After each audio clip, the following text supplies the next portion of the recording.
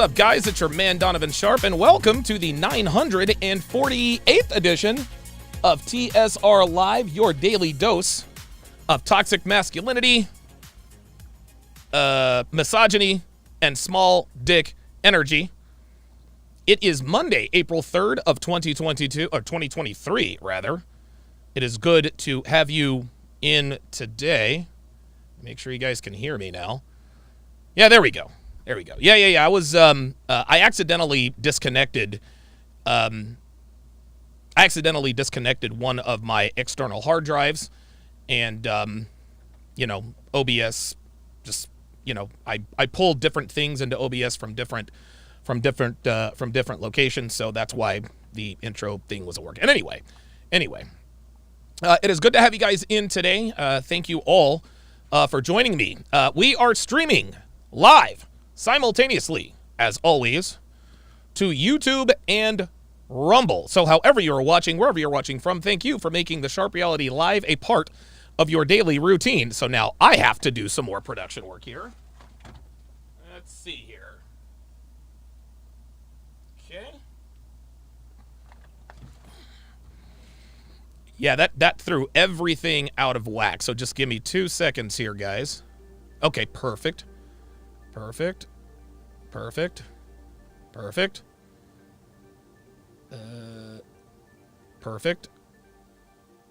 Perfect.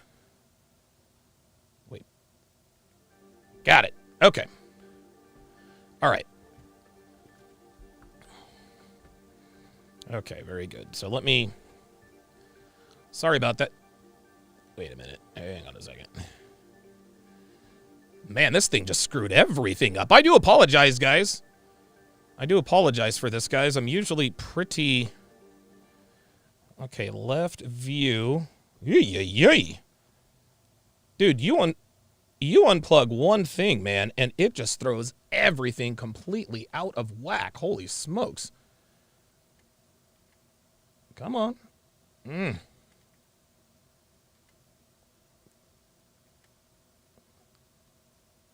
Left view. Oh, that's what this is. Okay.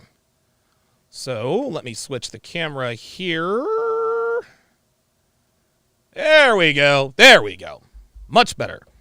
Much better. Jesus Christ. I apologize, guys. That just threw everything completely out of whack there. I do apologize. I do apologize for that. But we're here. Just like you guys always like to point out, we do it live. We do it live. And every once in a while, these things are going to happen. At any rate, shout out to the Minneapolis crew out in Minneapolis, Minnesota. I got back into Philly last night, actually. Got back to Philly last night, and I was greeted, of course, by the lovely and talented Devin. Shout out to Oma, who is in the house. By the way, congratulations to Oma.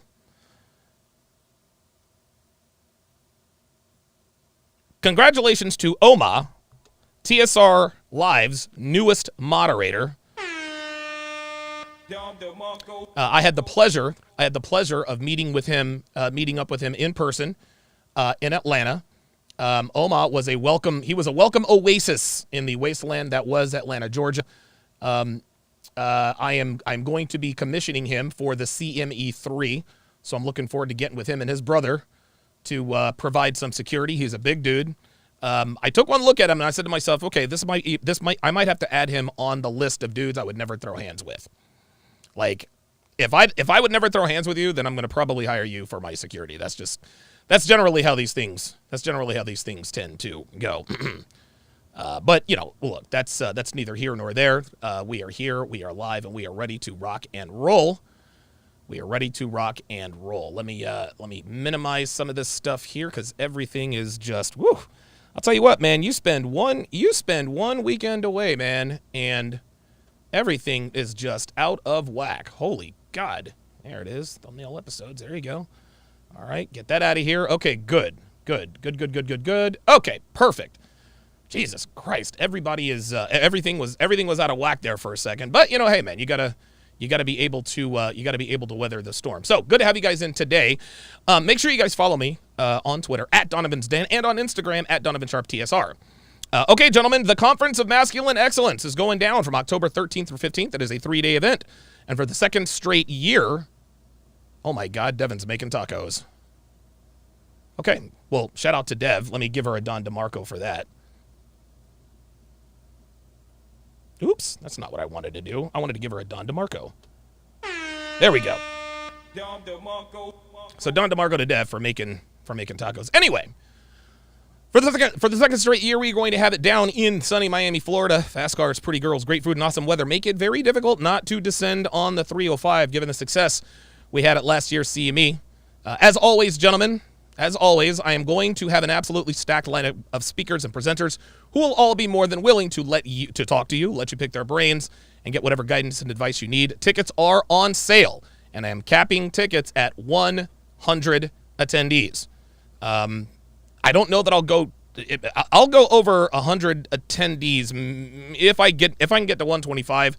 There's a big difference. You guys know how that goes. But well, those of you who have put together events and all that good stuff, there's a certain price hike when you cross over a certain threshold.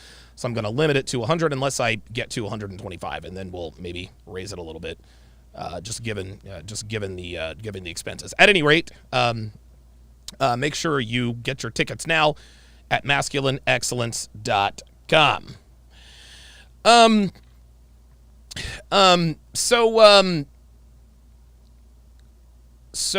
Give me a second here. There we go. Good. All right, guys. Look, we are going to get to the rest of the Nick Fuentes interview shortly here, but I want to do something I don't normally do to start the show, and that is to respond to some of your comments. So I posted a poll. Yesterday. Asking which of these content creators are black supremacists. Let me repeat that. Which of these content creators are black supremacists? I asked that specifically. It looks like 1,300 of you voted. Of the 1,300 of you that voted, 63% of you said O'Shea. 15% said Jason Black. 21% said yes. Now, predictably, the comments were rife with emotional responses, which included the typical ad hominem attacks on my blackness.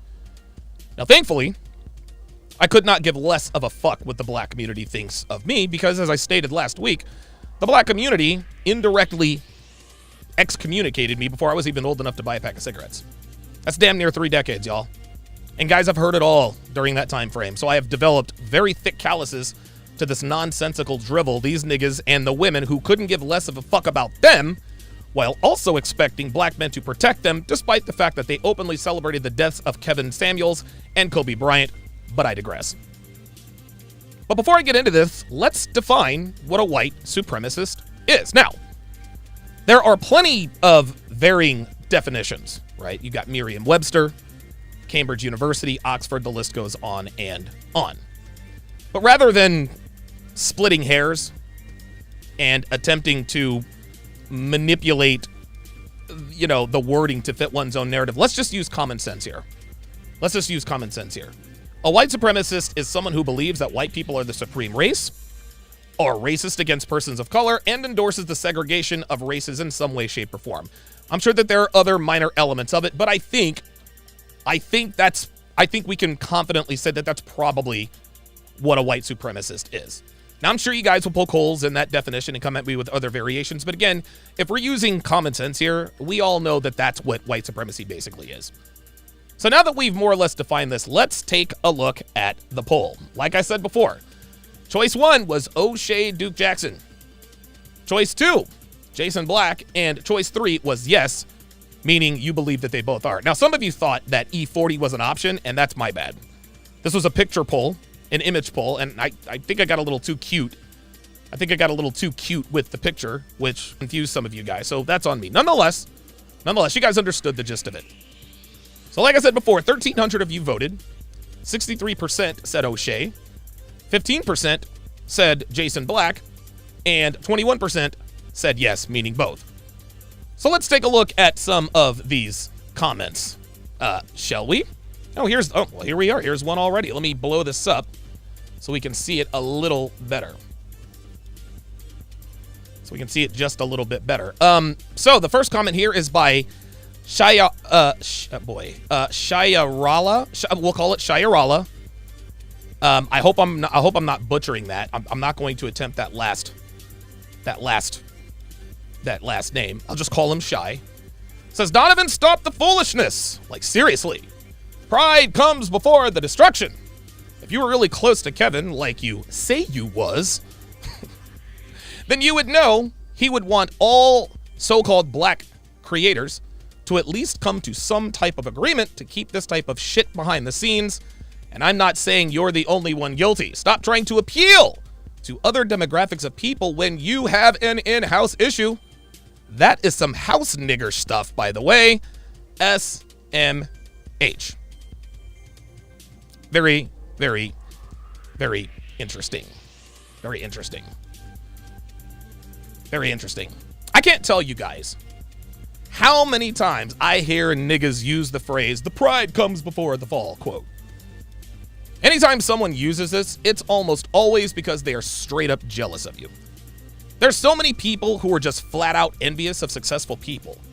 And anytime said successful person flexes, they like to throw out this pride before the fall in an attempt to more or less scare them out of being confident about what they're doing and what they've accomplished. Nah, nigga. You're just a hater just like everybody else. You're a hater just like everyone and everyone like you. So you can miss me with that passive-aggressive jibber-jabber. And yes, I was close to Kevin, and yes, he and I had many conversations about creators closing ranks when there's controversy, and I 455% agreed with it. But here's the problem. Here's the problem. Niggas aren't capable of coming to any kind of agreement because in the end, niggas gonna do what niggas do. And that's talk shit about each other. Crabs in the bucket, as Grow Hunt Kill Can Eat says in the chat. Kevin himself was guilty of this, as we all know, that during the Asshole and Cheeks Fresh and Fit beef from a couple of summers back, he had O'Shea doing his dirty work. Anyone paying attention could clearly see that O'Shea was Kevin's henchman during that time. Kevin maintained a dapper I don't beef policy image while behind the scenes instructing O'Shea to trash Fresh and Fit. Hell, Kevin tried to talk me into doing a scripted video to publicly chastise and disassociate from Fresh and Fit. I told him I would do no such thing. We had words with one another. Then he essentially ended our friendship of a half a decade standing. Yes, gentlemen, Kevin Samuels, for all the good he did in this world, did some nigga shit himself. And yes, Shy, I have too. The difference is I admit to it. I admit to it. Kevin acted like his hands weren't dirty. Then he tells me to stop. Then Shy tells me to stop trying to appeal to other demographics. Shy, you must be new here. So let me clue you in. I ain't trying to appeal to niggas. Just because I'm black doesn't mean I give a fuck about what y'all think. You assume that because I'm black that I'm trying to appeal to niggas. Nah, fam. I'm trying to appeal to men. And that's been my brand from day one. Somebody time out Emmanuel. You're talking too much. I don't mind you trashing me in the comments, guys. Just don't do it too quickly. Like, give somebody else a chance. Like, you can talk shit. Just don't make me put it on 30 seconds, y'all. Anyway, this is typical nigga shit. Making assumptions before doing any research because y'all are too goddamn lazy. Then, of course, he signs off with this low-key house nigger stuff, which is code for, you're off code. Bruh, I will never be on this bullshit nigga code shit y'all talking about. Niggas like you would stab your own mama in the back to sniff a white girl's ass. So you can also miss me with that nonsense. Let's find another comment. Let's find another comment here. Let's see. Let's pick another one here. Ah, here we are. Here we go. So, why not Spursy Mike Arietta? Dude, like, honestly, these handles, like, dude, get a grip. Anyway, why not? Says, so black people must stay at the bottom So black people must stay at the bottom, no progression. Donovan, when is time? Oh my God. When is the time? You niggas got to learn to write and speak, man. I swear to God. When is the time you included black people get a power hold on the globe? Bootlicker. Interesting. Who said anything about black people staying at the bottom? I asked about black supremacy. That's what I did. I asked about black supremacy, not staying at the bottom. Learn to read and write, fam. Let's go down a little further. Terrence. Oh, this is a good one. Says, what the hell is a black supremacist? That's something a white boy would say. Oh, so you think there's only white supremacy, Terrence? You think black people are incapable of being racist? You think black people don't endorse segregation? Fuck out of here. Fuck out of here, man. Let's go a little further down. Fidel Mercado says, your blatant need for white validation is gross. Black, brown, yellow, or red supremacy is not a thing.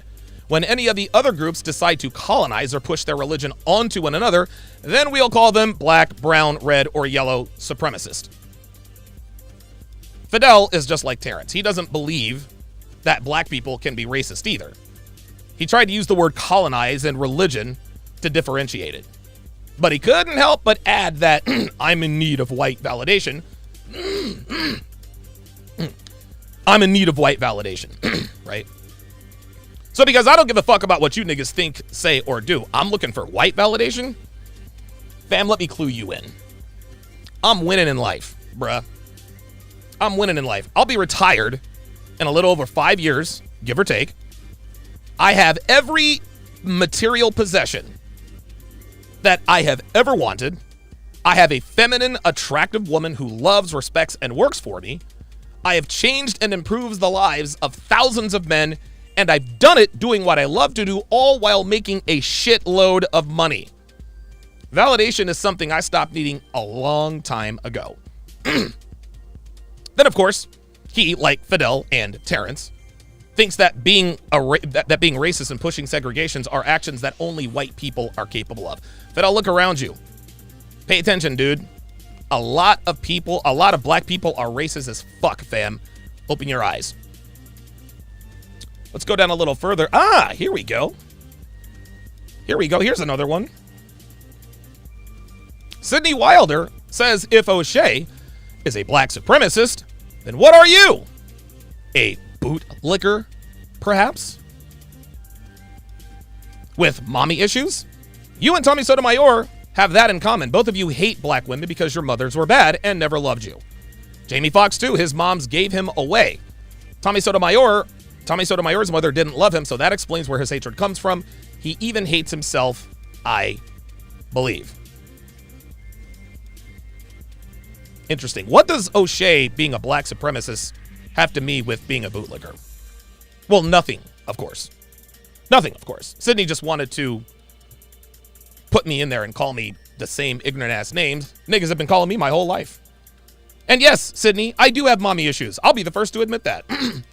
My mother blew up our family for a nigga. So yeah, I'm going to steer clear of women like that. You explained it perfectly. But here's the thing, Sydney. My mommy issues aren't my fault. I didn't abandon myself for a crackhead. I didn't move to Detroit with said crackhead, leaving me and my brothers and sisters with our incapable, clueless father. She did. That's not my fault. So many people like to point out that we have mommy issues as though we're responsible for it. As though we're responsible for our mothers being terrible. Well, it's the same on the other side, guys. I don't blame women for having daddy issues. It's not their fault they had absentee fathers. It's not their fault they had a deadbeat dad as a father.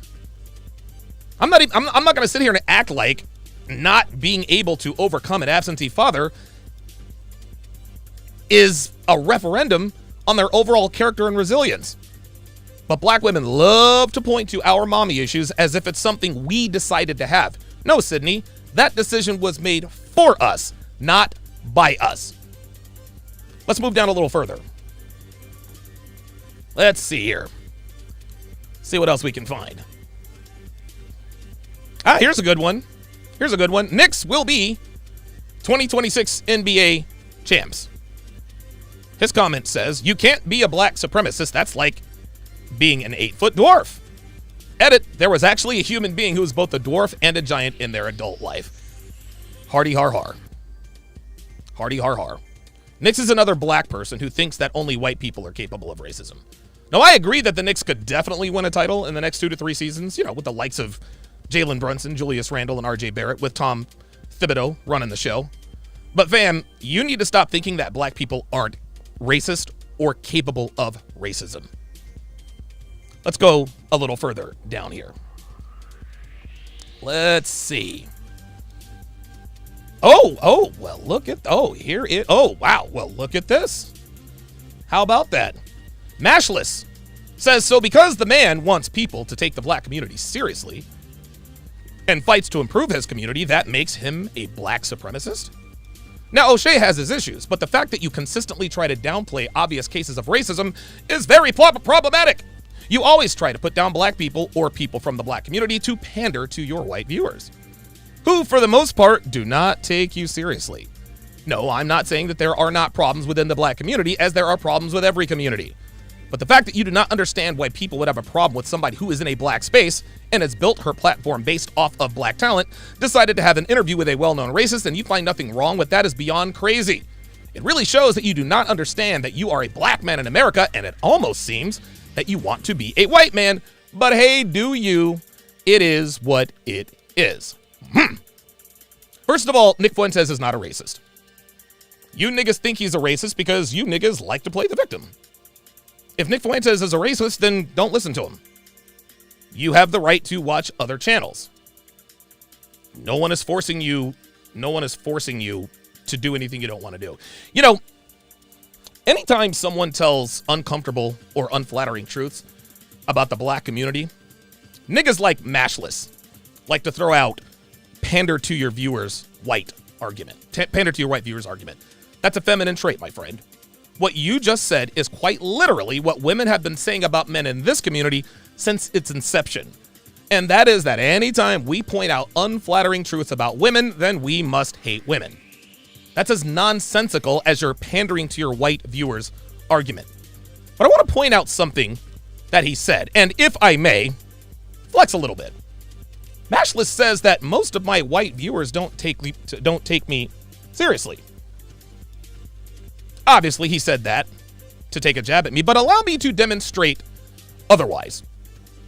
My first major course launch was Womanese 101. I launched it March the 27th through March the 30th. It was a 4-day launch.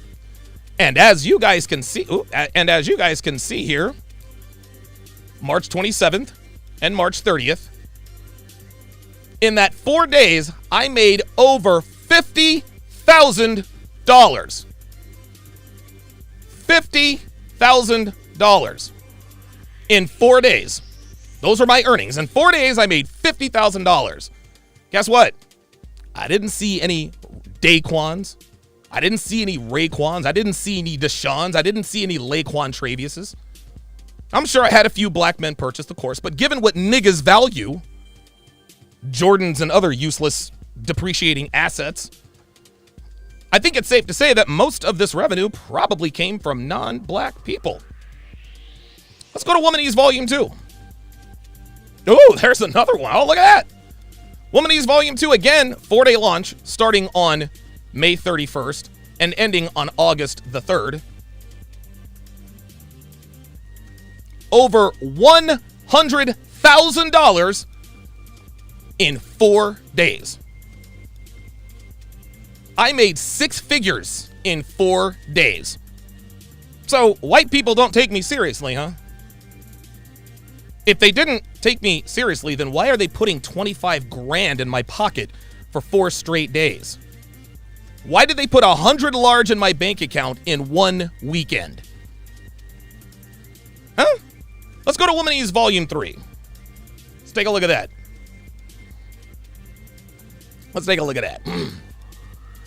4-day launch again, but this time I made a pedestrian $94,000. Probably because I launched it on Black Friday, not realizing that everyone's inboxes were going to be jam-packed with sales emails from literally every company that's ever existed.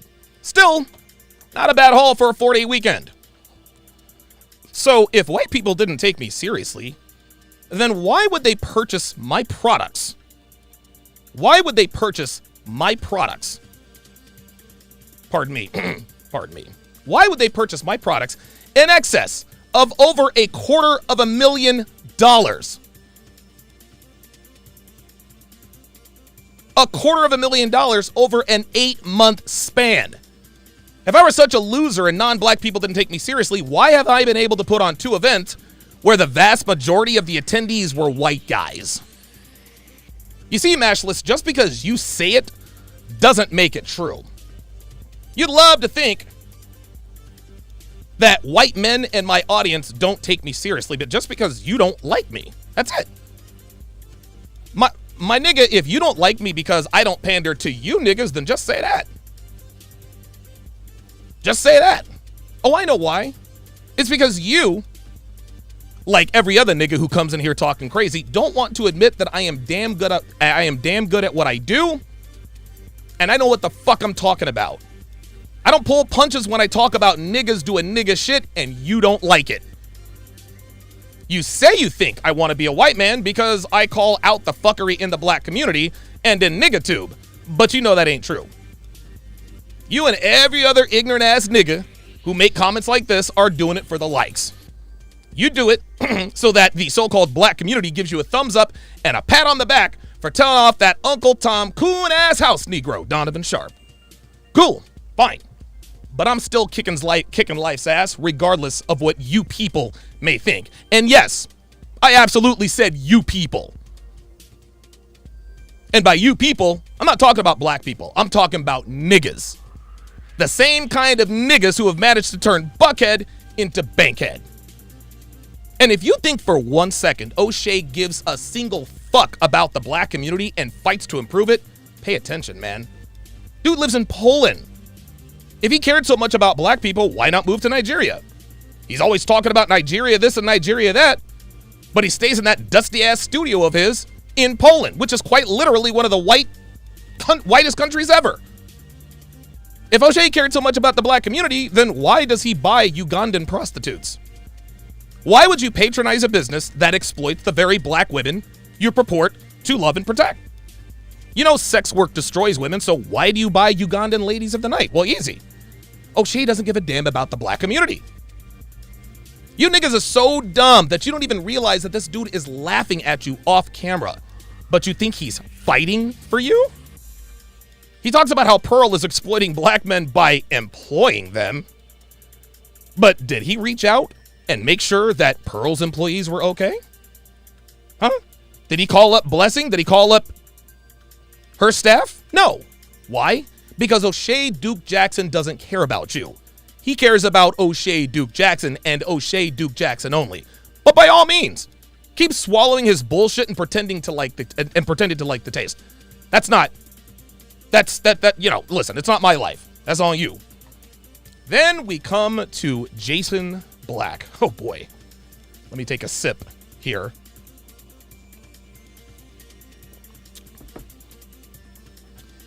So I did a little research on Jason Black. And this is what I've concluded. Where's the camera? Jason, you are a fucking clown. You're a fucking clown. Nigga, you don't even show your face. You talk all tough like you're the black authority, but you hide your face? You talked all this shit about Pearl. But when Obsidian had her on, where the fuck were you, Jason? If you're the black authority and want to hold the white devils accountable for their actions and their words, then why were you MIA on Obsidian's stream? I'll tell you why. Because you, like all these other race-hustling black supremacists, are a fucking coward. Let me repeat that. You are a fucking coward, Jason. You're scared. Nobody even had to see your face, and you still tucked tail when you had the opportunity to confront Pearl yourself. And before you go and make a video on me, save it. Save it. Save it. I don't take anyone who doesn't show his face seriously. Cowardly ass nigga. Acting all tough like you're going to do something. All you do is talk, nigga. You don't do shit for the black community except for talk. Hell, at least Theo Watt put together a black conference for the black manosphere. And look, man, look, I'm not Obsidian's biggest fan, but guess what? At least he showed up to the event. At least he confronted Pearl and had her on. At least he had the courage to embrace common sense despite his audience calling a simp. And if you've got a problem with what I've said about you, Jason, let's talk. Face to face, Jason Black, my hand to the fucking man. I will fly your ass out here on my dime. I will put you up. I'll even feed your punk ass. All expenses paid on me. I've got the money. And you and I can sit down and hash out our differences face to face. But I know you won't do it because you're a coward ass nigga. You won't debate anybody because you want to control the narrative. You don't want to have your ridiculous ideas challenged in the crucible of debate. You just want to sit your fat ass at home and talk shit. And I'll tell you something else. You niggas who lick Jason's ass and deify him like he's out here actually making a positive difference in people's lives, joke's on you. Joke's on you. I would never follow or trust any man who never shows his face. Now, there's usually a pretty good reason as to why someone hides behind an avatar, and I'm willing to bet that whatever that reason is, Mr. Black Authority, he's not going to divulge that. He's not going to divulge that. But because I know Jason won't come out here and confront me face to face, I'm going to give you another chance. I'm going to have Pearl on my show later this week, and I'm going to give you and every other black content creator, pro-black, who called Pearl a racist, the opportunity to tell her what's on your mind. You niggas already showed what cowards you were by not getting on Obsidian's stream, which, by the way, that's a home game for y'all. Obsidian is pro-black, so he's on y'all's side, but you still couldn't even get on a stream where the host is one of y'all. So now you got to come onto my platform. I'll let everyone know when she's coming on, and I'm going to tag Jason Black so he knows when and where. The ball's in your court, Jason. You can either show up or shut the fuck up. But at least now everyone will finally know what you have proven yourself to be, which is a black supremacist who is a coward that was too scared to confront a 26-year-old white woman. And when you do a response to this, I'm not watching this. I'm not watching shit about you until I talk to you face to face right here in Philly or on my Live with Pearl this week. Otherwise, you shut the fuck up. You ain't no goddamn authority. You're another loser who hides behind an avatar and talks like he's some badass when you've probably never been in a fight with another man in your life. Like I said, Jason, the ball is in your court. You're a fucking coward and you're fucking useless. Yeah, I said it. I will fly your ass out here to Philly on my dime and you and I can talk. But we know that's not going to happen because he's the Black Authority. Cowardly ass nigga. I wish that nigga would come to Philly. Jason, I swear to God, I wish you would, man. I wish the fuck you would. I will pay. I will pay for you to come out here just so I can eat your ass alive in a debate. I would love to do that. He's going to make up some bright excuse as to why Donovan Sharpe offered to fly me out. But because I'm not even going to give oxygen to that Uncle Tom and that coon. Nah, nigga, you scared. You scared. You were afraid to get on a live stream with Pearl. If you're afraid of Pearl, nigga. Unbelievable. And that is the memo. Man, oh man. Yeah, listen, that's gonna make some waves. That is gonna make some waves. All right, let me jump up here. Let me read these super chats. Super chats.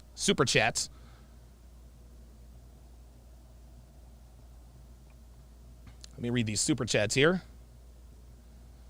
All right. We will get started here shortly. Sir Scrooge, with the $10 super chat, says, side note, Been a minute since I caught a live. Is that Happy Hippo any good? Absolutely. Absolutely. I've used Happy Hippo Kratom for, Jesus, almost 10 years. Yeah, it's absolutely legit. It's absolutely legit. Devin just put the link in the chat to get it. Northwest Juggernaut, $5, says, Sharpe, Buck, Dancing. I bet those two shiny as hell under, those two shoes shiny as hell under that desk. Is that supposed to be funny? I don't even know. God, dude, I swear to God.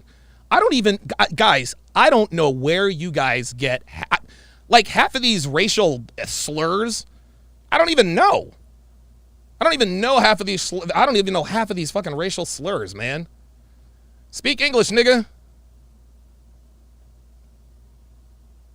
All right, let me go up here and refute some of you guys. Refute some of you non-members here.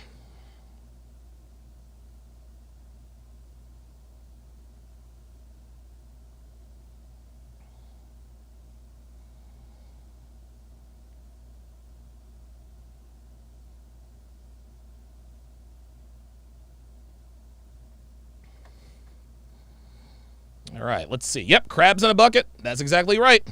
That's right. Cool Jamie says, true, O'Shea was Kevin Samuel's attack dog. Yes, the hell he was. Shout out to you, Hootie, Bevelaka. Hopefully I've pronounced that correctly. Yad here says, you should make a Rumble channel to interview Nick Fuentes. I've already got a Rumble channel. Channel. Let's see here. Ice Dragon Kid says, if that isn't winning, I don't know what the heck is. Yep. Oma says, stop searching for validation and do the work. I'm trying to tell you.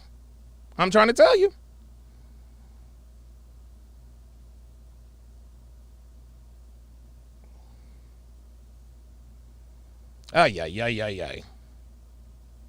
Oh, yeah, somebody said in the comment section, that was over. Wait, hold on. He said that's not. Hold on. Let me find it. Oh, yeah. Gordy Nickas says that's 4 months, homie. Let's go back to this. Let me go back to this. Hang on a second. Let me go down. Yeah. He said that's 4 months. So June, July. That was actually a 2 month. That was actually a 2 month span. Right? That was an 8 week. And I've sold other courses over the course of time, but most of my sales came from Womanese. Almost all of that. Oh, you know what? Okay, all right. So maybe I was inaccurate. Right? You didn't make $100,000 in 1 weekend. You made $100,000 in 2 months. What, you think you got me? Nigga? You think you got me, fam? Donovan said he made $100,000 in a weekend, but it turns out it was only 2 months. Oh, yeah. Yeah, my bad, Jordy. Hating ass nigga. Nigga, I made $100,000, fam. Swear to fucking God. Unbelievable. Dumbass niggas. Fire God says, wait, O'Shea lives in Poland? Is that for real? Yes. O'Shea's lived in Poland forever. That's why you niggas gotta pay attention, man. You niggas, I swear to God, man. Dude, you niggas gotta do research, fam. Devin says O'Shea has been in school for a decade. Yeah, that nigga was never in medical school. Fuck out of here. Brandon Williams says, whoa, why you beefing with O'Shea? Bruh, I've been beefing with O'Shea since I started working with him. Fuck him and fuck you. And you can tell him I said that. Dumbass. Kingdom Daughter says, I'm so glad there's normal people out here. Wow, calling this out. Yeah, it's ridiculous.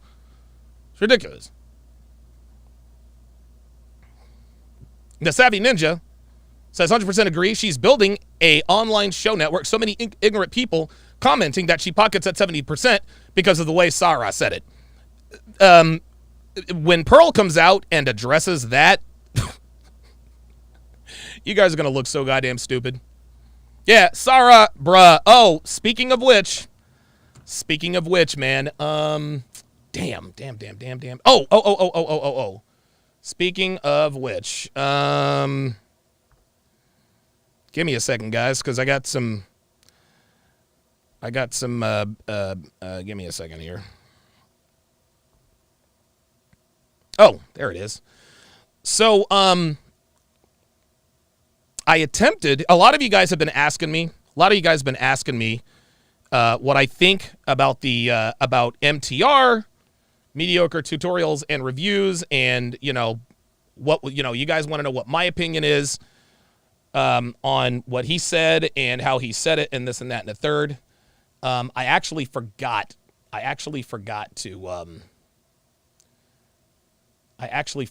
to set this up. So again, forgive me, guys, but you guys are gonna want to see this. You guys are gonna want to see this because I want you guys to know that. Minute for photos. There we go. So there's the first one. Oh, well, there we are. There's the first one. Hang on. There's the second one. No. There's the second one. There we go. Yeah, forgive me, guys. I should have had this prepared, but it's all good. I'm doing it now. God damn it. There we go. All right.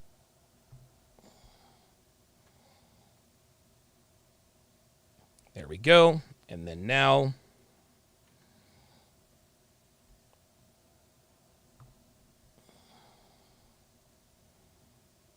Take a screenshot of this. Okay, very good. So a lot of you have been wondering what I thought about what MTR says and all that and all the rest of that. And I have a hell of a lot of respect for mediocre tutorials and reviews. I do. I don't know if that respect is mutual. Hopefully it is. Maybe. Who knows? But just allow me to show you guys a few things here. So I needed to talk to MTR. I actually called him yesterday. I tried to call him twice. It gave me some sort of a weird message that I've never heard. And I know he has an Android phone. But I tried to call him twice, and he didn't pick up, and he never tried to call me back. So I'm assuming that I'm just assuming. And again, I'm not trying to speak ill of this guy. But I'm assuming that maybe he's blocked me or maybe he just doesn't want to talk. It is what it is. Oh, Jordy Nika says, you said that like I was being hostile. Just made a comment, man, here to watch you. All right. Okay. Hey, man, listen, man, I get a lot of trolls. You're going to have to understand that I have a shoot first, ask questions later policy for good reason. So I appreciate it. My bad. I tend to fly off the handle sometimes. This is just how I am. That's just how I am. Soundgrip says MTR is in Jamaica. Oh, well, that explains it. That explains it. That explains why. Well, anyway. This is the message. This is the text message I shot to him, guys. This is it. I said, hey, man, I tried to call you, but it gave me a funny message. Anyway, I wanted to tell you, let me widen this up for you, just so everybody knows where I stand. I was going to call him and tell him this face-to-face. I was going to call him, tell him voice-to-voice, but, he's in Jamaica. Okay, it is what it is. But I wanted to tell you over the phone that because of your betrayal of Pearl, I'm not going to associate with you anymore. Not that that hurts your brand or that you even care, but for you to do a live stream insinuating something that you personally know is not true is something I can't get behind. I'm not sure what your relationship with her was like, but I don't think it's a stretch to say that the two of you were friends. Worst case scenario, friendly acquaintances, but your relationship was friendly nonetheless. I still respect you and what you do, and I'm not going to use this incident as a referendum on your overall character. Now, it says I have a nose because I voiced this out. It's supposed to say, heaven knows I've done some questionable things in my life, but I know I'm not a... Hang on, let me go to the next one.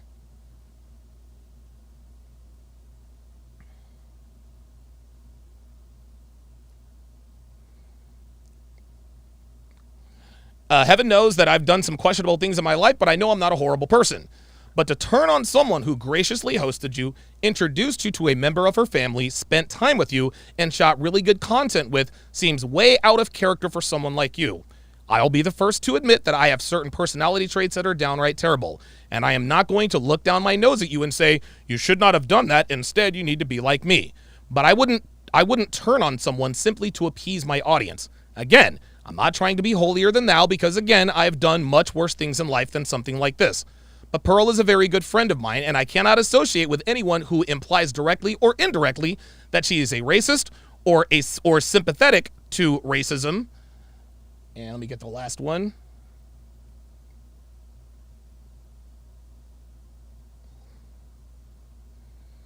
Or sympathetic to racism or white supremacy.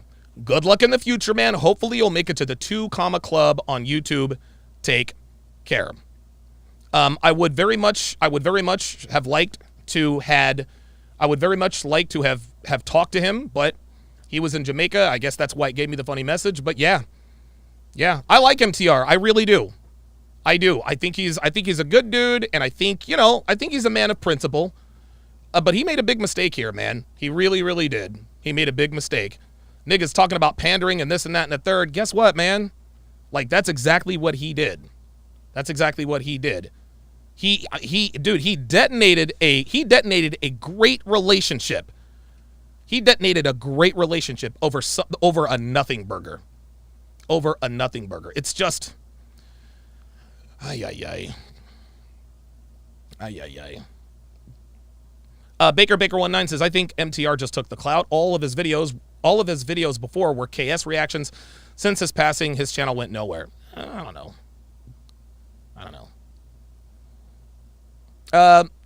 Jad Hajali says, MTR is a snake in the grass like Sarah Garvey. He took advantage of the thing for clout. The way he went about it was disheartening, to say the least. I don't think MTR did it for clout. MTR's got 500,000 subscribers. I don't think he needs that. Sarah Garvey? No, that's a snake in the goddamn grass. Like what that nigga did? Unbelievable. Unbelievable what he did, man. Unbelievable. And when Pearl comes out to set the record straight, he's going to look really stupid. He's going to look really, really goddamn stupid. The Chongo channel says MTR's chat applied too much pressure. He ended up making the video as a result. Look, man. Look, man. You guys got to understand. You got to be authentic, dude. You can't, you got to stand on what you believe. You got to stand on what you believe. Dude, I can't. And MTR would say, well, I never called Pearl a racist. Bruh, like you insinuated it. And then the thumbnail it said something she did not say. Slavery wasn't that bad. Dude, Pearl did not say that. That never came out of her mouth. That never came out of her mouth. But when you do something like that, you're insinuating, dude, nah, man. Like, honestly, man, I'm not trying to stir some shit up, but I don't know, man. There might be, I don't know. I would be, if I were MTR, I would at least change the thumbnail, because you're really you're opening yourself up. You're opening yourself up to potential litigation. That's all I'm saying. That's all I'm saying. I'll just leave it at that. I'll just leave it at that. Chad says, wow, and after she made his career, was never smart or interesting enough to do it on his own. Nope. Nope. Baker19 said, seems like MTR, MK, I don't know who MK is, and Michael Kors, and Pearl were KS mentees, and Pearl is the one who blew up and their channels went nowhere. There are many, many reasons why Pearl is where she is. I'll take a swig of water here.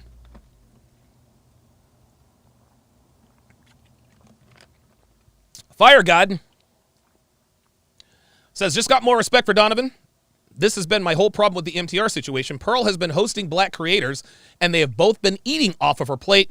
Yet she does one thing, and yeah, exactly. All of a sudden, they're holier than thou. I don't like that. It's not cool. Yep.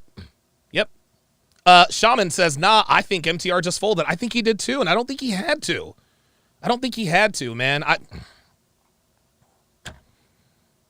Not what I would have done, man. Not what I would have done. Not what I would have done. Outgunned with the 10 British pound super chat says, "Big up Donovan, my first super chat to you. The black manosphere is officially in the gutter. How were you the only guy on YouTube to use critical thinking skills when reviewing the Pearly Nick Fuentes interviews?" Dude. Most black people were raised by black women. And black women are women. Meaning that they don't, like, they're not, they are incapable of teaching men how to be men. It just doesn't work that way. Just doesn't work. Oh, that's why Brian Dawkins was, oh, okay, there we go. Got to make sure B-Doc is in the shot. Damn. Brian Dawkins, my favorite Eagles player of all time. Though Jalen Hurts is shooting up that list. Appreciate that very, very much. Montreal Rather, with the $5 super chat, says, "What Charleston White, a.k.a. the male Cardi B, did Too Fresh and Fit was some snake-ish. On the other hand, I know nothing about that situation. I know nothing about that situation."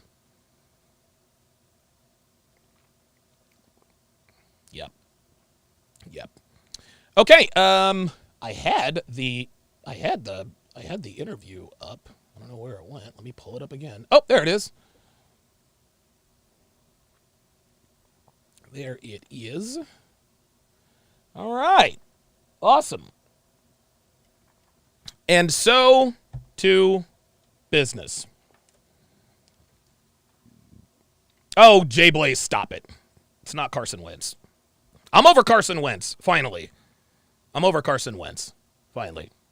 I am. What would be really, I'll tell you what would be really funny.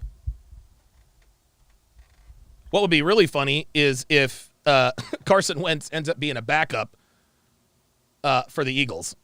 That will never happen, but that's just me hoping that he will text back and say what's up. I've been alpha widowed by Carson Wentz. Who knows? Who knew? All right, let us get to the main event. Give me 1 second. There's the main event. There we go. All right.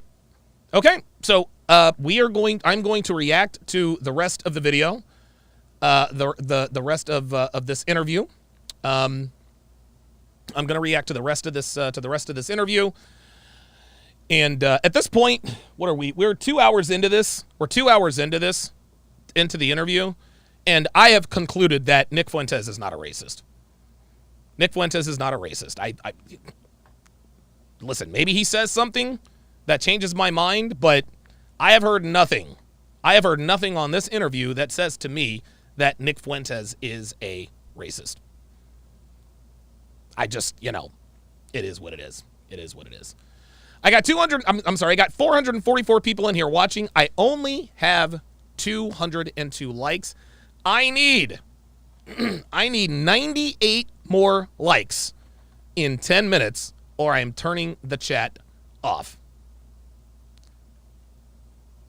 Away we go. And it's like, I'm a Christian.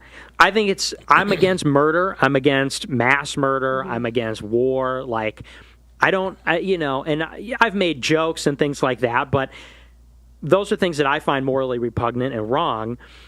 It's just that I'm also a political person. I talk about political issues, and so sometimes it's contentious and it's controversial. But if you have the wrong opinion on something that's so foundational. GB says he is a racist, self-admitted. No, bro, that was tongue-in-cheek, homie. That was tongue-in-cheek. Don't be stupid.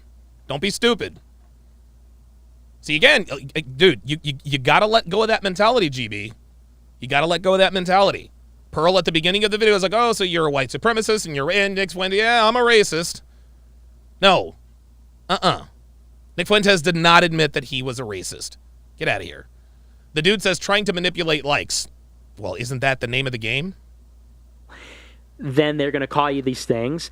And when you get banned from all the media, it's like, where am I? Where do I get my right of reply? Where do I get to go and give my rebuttal? So on here, Ben, Charlie, I got a seat for you on the couch. Yeah, there's the plug. Yeah, the Super Show. I do it. Yeah, and it's Trump, a shame. Kanye. Yeah, Trump, hey. let's get this ironed out. Dude, if Pearl gets Kanye if Pearl gets Kanye on the pod, oh, you niggas really gonna be hating life. Solve it right That's here. everything. Look, I'm a great moderator. Yes, yeah, pretty good, pretty fair. Although, Destiny's going to be pissed. Would he piss? Yeah. Why? He's going to be like, I should have been there to push back. Oh God. Oh, really? Yeah. I mean, we can, Destiny. Come Oh, on. Jesus He doesn't Christ. want to collab with me anymore. He doesn't want to collab with you? No. Oh, okay. Well, Yeah. We had a if little he bit of... changes, I mean, sometimes people Jesus. change their mind. If you change your Maybe. mind, the couch is available. We were best friends. We were like this. Oh, you were like this? We were like this. Is he going to do that to me now? I don't know. Am I going to be off of Destiny's free? He's always defended me on live. Yeah. Yeah, he's always... Well, he's a little bit of a simp, so... Yo,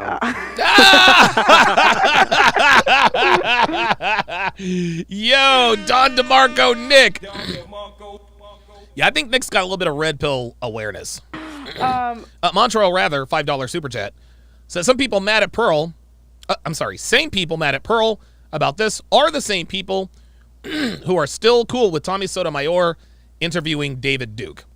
Okay, so back to the... Okay, Kingdom Daughter says, would you get Nick on a live? Yeah, I actually shot him a text on Saturday night. Shot him a text on Saturday night. He hasn't gotten back with me yet. I'm sure he's getting all kinds of requests. And I'm a nobody, so we'll see. that's your beliefs on the Holocaust and all that. You were fighting with the conservatives at 18. Yeah. Now, why were you storming the Capitol?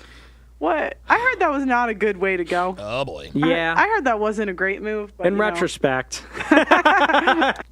GB says, he said he's like Hitler, who was a racist. Dude, just because you say you're like someone doesn't mean that you are like them 100%. I have some things in common with O.J. Simpson. Does that make me a murderer? Of course not. Hell, dude, I might have things in common with people with reprehensible characteristics. That does not mean that when I say I'm like somebody, that does not mean I'm that somebody. Come on, dude. Dude, niggas reaching. That's what they are. In retrospect. And that's how you got on the no-fly list and shit. Yeah. Are you on the... If I Google storming the Capitol, are you going to come up? I don't know. I'm just curious. Probably. Storming the Capitol. Hey, man, we got 5 minutes and 47 seconds to get me to 300 likes. Only got 52 to go. Probably not. I just was curious if I could see you with like a flag or something. Because I wasn't in the building. Oh, you didn't make it in the building? No. Did you do this? No, I didn't do that. No. I wasn't hanging from the... Oh, Jesus okay, Christ. okay. But, Dude, no, Nick didn't enter the building. That's why he's a free man right now. well...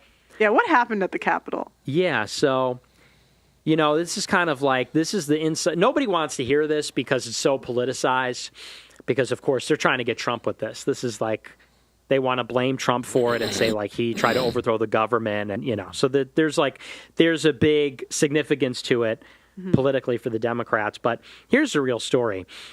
I was very involved with Stop the Steal, which was the movement leading up to that. We were protesting the... Yeah, GB, you're using all logic. You're using all emotions and no logic. Get out of here, dude. Like, come on, GB. Like, get out of here. Action. I don't want to say anything that's going to get you banned on YouTube. Dumbass. And if you orange me, I'm going to time you out. So there you go, GB. There you go, GB. That's one thing that I like that O'Shea did. Don't fucking orange me. If you have something to say, fucking say it. I'm not gonna give you that kind of real estate. Fuck off. It's okay. We'll put it on Rumble. Okay. So, I do believe the election was stolen, and we were protesting that in all the state capitals for months leading up to it. I think it was too. But Yeah. I don't have any evidence. Well, the evidence is... I just feel like it's weird that I was winning, and election day's on my birthday, okay? And the thing is, Democrats always win on my birthday. But this year, it was on my birthday's the 4th. That year, it was the 3rd. So conservatives should have won. there you go. Because it wasn't on my birthday. There's your proof. Yeah. And so I went to bed thinking we had it in the bag. Wow. And then when they were counting the votes on my birthday, and I was... Then they all switch over in my sleep. Yeah, right. If I was going to steal an election, now I don't have any evidence. I have not watched anything. I'm just as... Look, man, I don't know what happened on the election, but I will say this. When when Brandon won Arizona, that's when I was like, okay, the fix is in. American number one of election days, not on my birthday. We should have won. Yeah. Obama was elected on my birthday. Bush was not. It was not on my birthday. Therefore, he was elected. Al Gore was elected. I think that's who it was. Was elected. No. No, Al Gore. Oh God, Pearl, come on now. See, stay in your lane, Pearl. Jesus. He lost the day I was born, so it was I don't know. Man, that's how it started. Yeah. No, Starting seriously. My mom was like pushing me out. She was like, no. Jada Jolly says, Holocaust, election, these are the main issues. Yeah, he doesn't deny the Holocaust, guys. He doesn't deny the Holocaust. Go back and watch my reaction. Go back and watch my reaction before this one. Go back and watch my reaction. He would not, he says, look, okay, the Holocaust happened, but there were certain things about the Holocaust that I don't think happened. He would not say the Holocaust did not happen. Guys, it's like, go to my reaction. You can come in here and jibber jabber all you want to. Dude, do your research. Go check out my reaction. Pearl pressed him on it 3 times. So, are you really going to say that the Holocaust didn't happen? Nick Fuentes couldn't and wouldn't say it. He would use certain words to make it to make people think. No. He did not deny the Holocaust. High mind, shut the fuck up. Shut the fuck up. Get out of here. He didn't say that. He didn't say that. He's like, well, we were told there were gas chambers. I don't think there were gas chambers. Okay. So he says that okay, all right, so he doesn't think that there were gas chambers. That doesn't mean that there weren't firing squads or whatever they were using.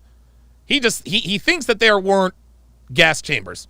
Okay, whether they were or there weren't, Nick Fuentes, and he also said, well, I don't think 6 million Jewish people died. He said it's probably closer to 2 or 3. Guys, that's not denying the Holocaust, man. That's not denying the Holocaust. I think it's interesting. He's very, very good at putting things in such a way that maybe insinuates that that's the way he never directly says it. He never directly says it. He says it was exaggerated, but he never said the Holocaust didn't happen.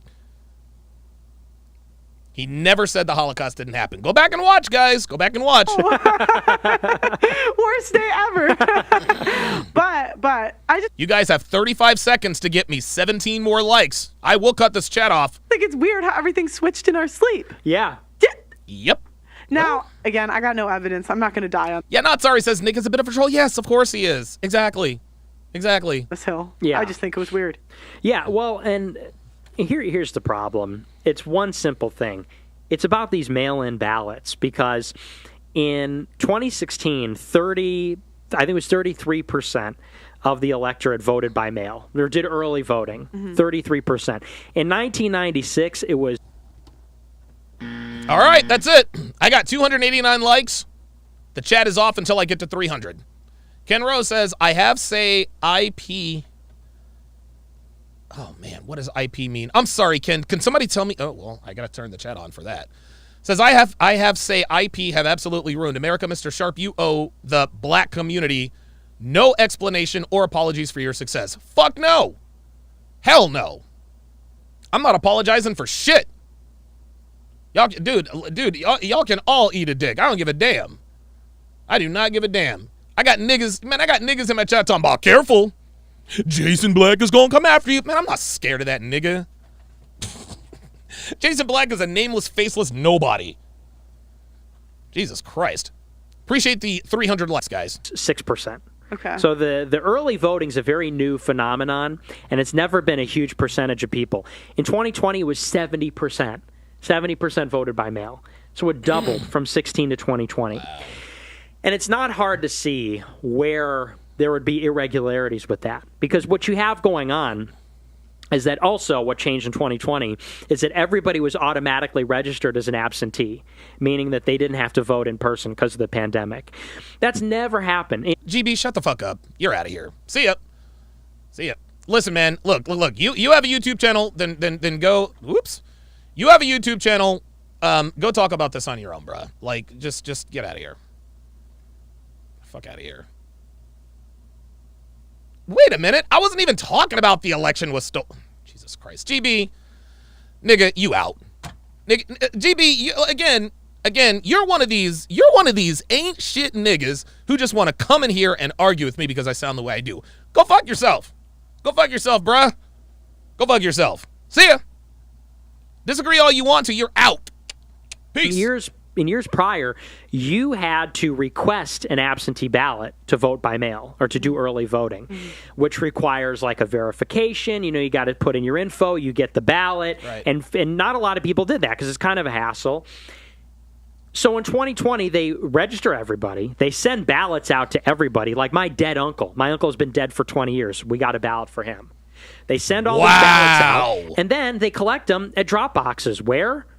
Everywhere. There's drop boxes everywhere. And they're open 24 hours a day. And it's actually legal to harvest mail-in ballots. You could be a guy and you could carry, in some states there's a limit, you can carry like 5 ballots with you and dump them off in the mailbox. So it's very simple. It was the highest turnout of any election. There were 150 million votes. Trump got 74 million, highest vote getter of any president. Biden was at 80 million, highest vote getter ever. Biggest turnout in any election, automatic absentee registration, 24-hour drop boxes, early voting extended, 70% early voting. All these things taken together, it's like it paints a very clear picture of what was going on. Specifically when they took so long to calculate the votes, not in Nebraska or Kansas or California, but where? Georgia, Arizona, Wisconsin. All the... What did I tell you?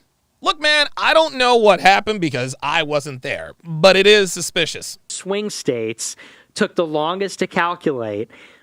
And what was going on very simply is that the Democrats were harvesting these ballots in the urban centers. They did the same thing in 22, and this is just the game now. So yeah, James Sharpe says Jason Black doesn't even have 100K subscribers on either of his channels. Jason Black's a fucking nobody, man. Like, dude, I swear to God, dude, I listened to... Dude, I think I clicked on maybe 5 or 6 of his videos, and I remember thinking to myself, this dude has way too much fucking bravado for somebody who doesn't show his face. He's so confrontational and this and that and the other. Nigga, you don't show your face, fam. Loser. In any case, that's the argument. But we were protesting all of this in 2020.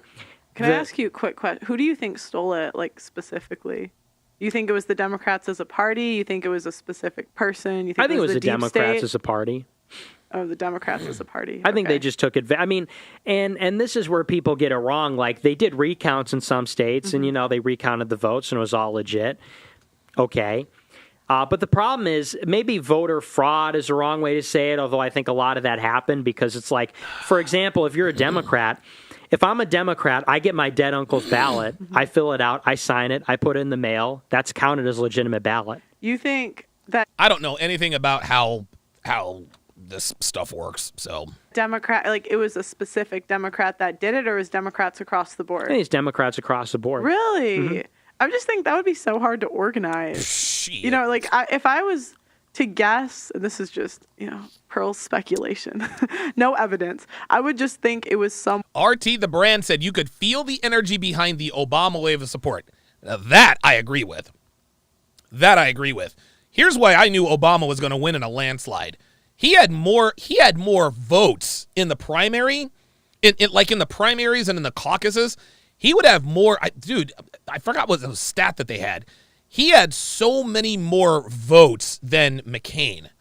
One doing it behind the scenes. Like, there had to be... If they're going to steal a nationwide election, someone has to kind of orchestrate it, you'd think. Yeah, and that's possible, too. Because, like, do I think Republicans, like, they might do the same thing. Everyone's got dead people in their family. Well, I don't mean... That's just an example of what one can do. And what you can do is... go door to door, because Democrats are superior organizers, door to door and say, hey, you get your ballot, fill it out and give it to me. Mm-hmm. And then they go and dump it off in a mailbox. Oh, that would make more sense. Right? You go door to door, hey, get all the ballots in the house and give them to me. And I'll just go door to door and collect all these ballots and dump them off in a drop box. Oh, that would make sense. So it's like That they're just would. harvesting as many Democrat ballots as exist, and some of them are dead, and some of them are people that are indigent, and some of them are people that are, that would never vote otherwise or whatever. Some of them maybe they're filling them out for somebody else. But that goes back to what you were saying earlier, where we think we have control over these things as the American people, but we don't, according to you, anyway. Well, yeah, and maybe the overriding thing is there are just so many irregularities. You cannot conduct an election like this. Like, you have to have one person, one vote in person on election day. Yep. You can't have it where everybody can turn in a ballot over a 30-day period on the street corner. Especially not women. Especially not women. In no circumstances. They can't even vote at the ballot box on election day. No. They can vote for, the recipe for Montreal Rather says Simpsons did that with Sideshow Bob being mayor. Oh, I don't remember that. dinner. Or the YouTube channel. Because this is a good show. Yeah, So, yeah. you do that. Yeah, women can't work except me. Yeah, exactly. It's okay. My dad runs it. Yeah, there you go. Yeah. Okay. So that was 2020, and So then you went to the. Okay, now explain what happened at the Capitol. so that was supposed to be, and I'm not saying this to just like save my own skin. That was supposed to be totally uneventful, because Trump. That was not supposed to be uneventful? What about storming the Capitol was supposed to be uneventful, Nick? What are we Trump White doing? House reached out to all the different Stop the Steal groups and organized a rally on the Ellipse, which is outside the White House. This seems to be a theme with conservatives, poorly planned events. Yes. Yeah. Events that go off the rails. Yes. Yeah, you could say that. we're rowdy. I don't know. The BLM has their share of that. I'm just in these Uh-oh. stories. That just Uh-oh. Nick Fuentes just said that Black Lives Matter has their issues. Oh, my God, he's a racist. Dumbass. seems to be the theme. White people are popping off, man. White people are sick of it. Charlottesville, the Capitol. This is what happens when you push white people too far. See? This is tongue-in-cheek, guys. This is tongue-in-cheek. He's making fun of himself and people like him. You push black people too far, they burn down the Wendy's. You push white people too far, they storm the Capitol. Hey, you want to know something? He ain't lying. Oh, no, he's not lying. When black people have had enough, they go and destroy the black community. Ain't that something? Just saying. No, but I'm just kidding, Blessing. I didn't mean that. We're cool, though. It was cool when they It's burned okay, down Wendy's. Blessing. Tell HR. He said it was cool when they burned down Wendy's. That's funny. Yeah. Okay. So at the Capitol, you thought this was an event. It was going to be something else. Yeah, it was supposed to. And honestly. Yeah, Regular Degula says he ain't lying. No, he's not. He's not. Niggas burn down the Wendy's and they go rob the Best Buy. That's what they do. They go rob the Target and all that shit. Yeah, RT the Brand says if Dave Chappelle made that joke, everyone would have laughed. Exactly. God. By the way, guys, I was in Minneapolis this weekend. And it was one surprising thing about Minneapolis that I did not anticipate was how early everything closes. And I was like, why is everything closing so early? It's because of the George Floyd situation. I almost wasn't even going to go because, listen to this. basically it was over. Like, Biden at that point was just going to become the president. So I was like, why even go? What's the point? But I got VIP tickets. Trump was going to speak there because he had never spoken at the other Stop the Steal rallies. So I was in the VIP section. I got my tickets and everything. And so I wore a suit that day. The whole time for all the other rallies, I was wearing like a bomber jacket and boots because we were marching around and doing rally stuff. So this one, I thought I'm going to attend this event and then go to dinner and do some interviews, and then that would be that. Yeah, but it didn't go that way, though, did it, Nick? Trump gives a speech. great speech, whatever. And he says, well, we're going to go and peacefully make our voices heard outside the Capitol. I said, oh, okay. So he wraps up the speech, and everybody at the Ellipse goes and marches. I think it's like 1.5 miles east to the Capitol. And by the time we get there, people are like climbing up the thing, the scaffolding, and the cops are retreating into the Capitol. Tear gas is going off. Oh, wow. And so basically it was just a riot. And what happened was the first wave of people that got to the Capitol, because I got there later, the first wave of people that got there, they found that the entire complex was fenced off.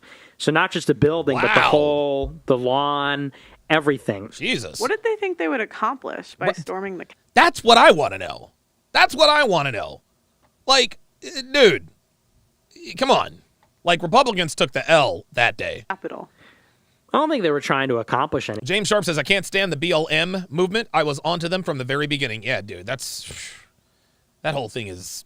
It was just like a riot. Oh. They were just like... I've never been to a riot, so I don't know what... We're just going to get in there. I just would think, I don't know, there's a... It was the spirit was in the air. Okay, that was the Holy Spirit. These guys. Exuberance. It is true, though, because everybody, even though... That was intentional, Jad.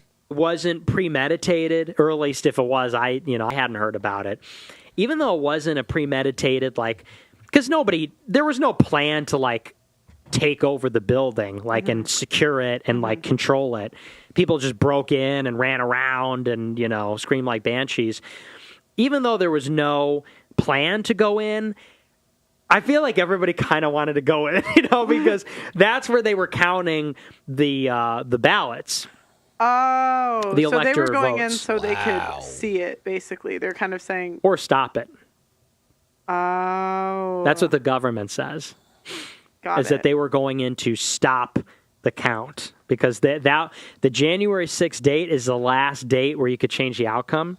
Because the Congress is sworn in on the 5th, and then on the 6th, the state delegations count the elector votes. Mm-hmm. And then after that, the inauguration happens on the 20th. Mm-hmm. So Mike Pence was in the process of counting the elector votes, and they called this the Pence card, or the Pence option, where he was going to refuse to read the... Midas Spade says, yeah, you can't read my post, Donovan. LOL, I'm too harsh and honest. Bruh, that's the first comment I've seen you make, man. You're not that important. Votes. I swear to God, man. You niggas in the chat who talk a bunch of shit... Haters think they matter so much. They really do. From the state. If haters really mattered, I wouldn't be here. Where there were irregularities. Too truthful? Then tell me the truth. Midas Spade. Neither candidate would get a majority, and then it's too real, too harsh and honest. Decide who the president would be. That was the idea. But Pence stood down. He didn't do it. And so we said, F him. And then I think a lot of people said, we're going in. We're just going to go in there. And then they did, and it was kind of awesome. But you didn't. No, he didn't. He was smart. You didn't go in. No. So then he was smart. Why'd you lose your... Did everyone that went in lose their bank account and stuff? No, that's actually kind of like a long story. Because I got this big Bitcoin donation a month before the Capitol. Mm-hmm. And so when the Capitol happened, also everyone thought I went in there, but I actually didn't. Mm-hmm. So there was a guy that looked like me in a grainy photograph. Oh, boy. And everyone said, oh, that's Nick Fuentes. And then that guy was Oh, by the way, shout out to Braden. Shout out to Braden, who hooked me up with his pork seasoning, part of the Minneapolis crew. It's called Myers Magic Spice. Myers Magic Spice. Guys, look for this on Facebook. I can't wait for Devin to throw this on some pork chops. Let's continue. Identified and arrested, so it wasn't me. But that week, everyone was saying I was in the building with this guy, Baked Alaska, who's a friend of mine. And so anyway, so these journalists kind of put two and two together, and they're like, he was in the Capitol. He got this big Bitcoin donation, and they said, someone financed the takeover of the Capitol. God. Which, well, Nick, you shouldn't have been there, man. I mean... led to this big FBI investigation into me, and they froze the money for that reason. Well, I guess if that actually happened, if you actually did that, it's not like you're going to say you did it. Right. But, I'm just thinking if I was a liberal and I was listening to you, I'd be like, well, of course he's going to say that he didn't The dude said pork's haram. Well, I'm not Muslim. take the money. Sorry. You know, how would you prove that, you know? Well, because the Capitol happened, like, anything regarding the Capitol happened way after I got the money. Oh, okay. Yeah, because I got the money on December 8th. I mean, you'd have to plan it if you're going to do it, right? Yeah, that's true, I guess. Yeah, that makes sense. Because I'm thinking, like, why would they freeze his bank account? Alibi I mean, destroyed. it doesn't look good. Yeah. It doesn't look great. No, it doesn't. It was a horrible look. And here's why. The guy that gave it to me was French. It was in crypto, and it was like a massive amount. How much was it? It was like 13.5 Bitcoin. How much is So that? at that time, it was worth like $250,000. You got someone to send you $250,000? Whoa. Well, because Does he like this channel? he's dead. Oh, Because- man. See, this story. Pearl's gets like, even does he like this channel? Like, you know what I'm saying? Like, hooking nigga up. weirder. I didn't even know who this guy was. Okay. No idea who he was. He was a French programmer Shane Wilwin says the dude is a troll. Yeah, I know. who killed himself the day I after don't know. I kind of like I like sparring with trolls every now and again. Helps keep me young. he sent the money.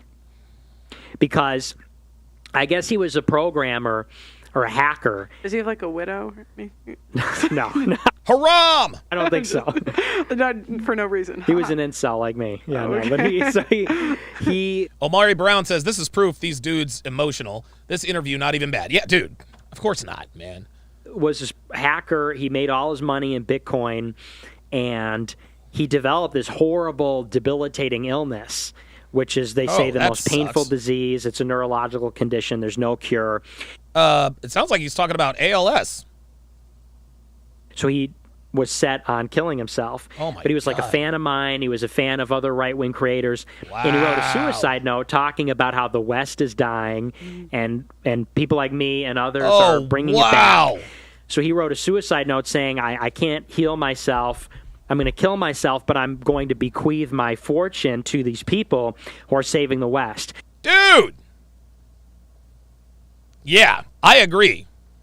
So he sent half of it to me, and the other half he sent to a bunch of people, and then he got a luxury hotel room in Paris and committed suicide the next day. Wow. And so I didn't even know that at the time. I didn't find that out until a month later when the government investigated it and they put it out in the King Life says, when my brother realized BLM was a scam and I asked him about his allegiance to BLM, he stayed quiet, then said, I don't want to talk about it. Yep. report. Little did he know he got you on the no-fly list. Yeah, in your right? bank. Jesus. Yeah, basically. I mean, that's a sad situation, so I shouldn't be laughing.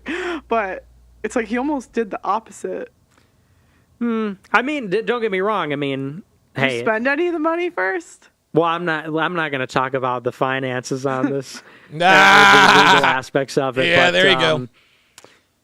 Yeah, it's. I mean, I retained some of the Bitcoin for sure.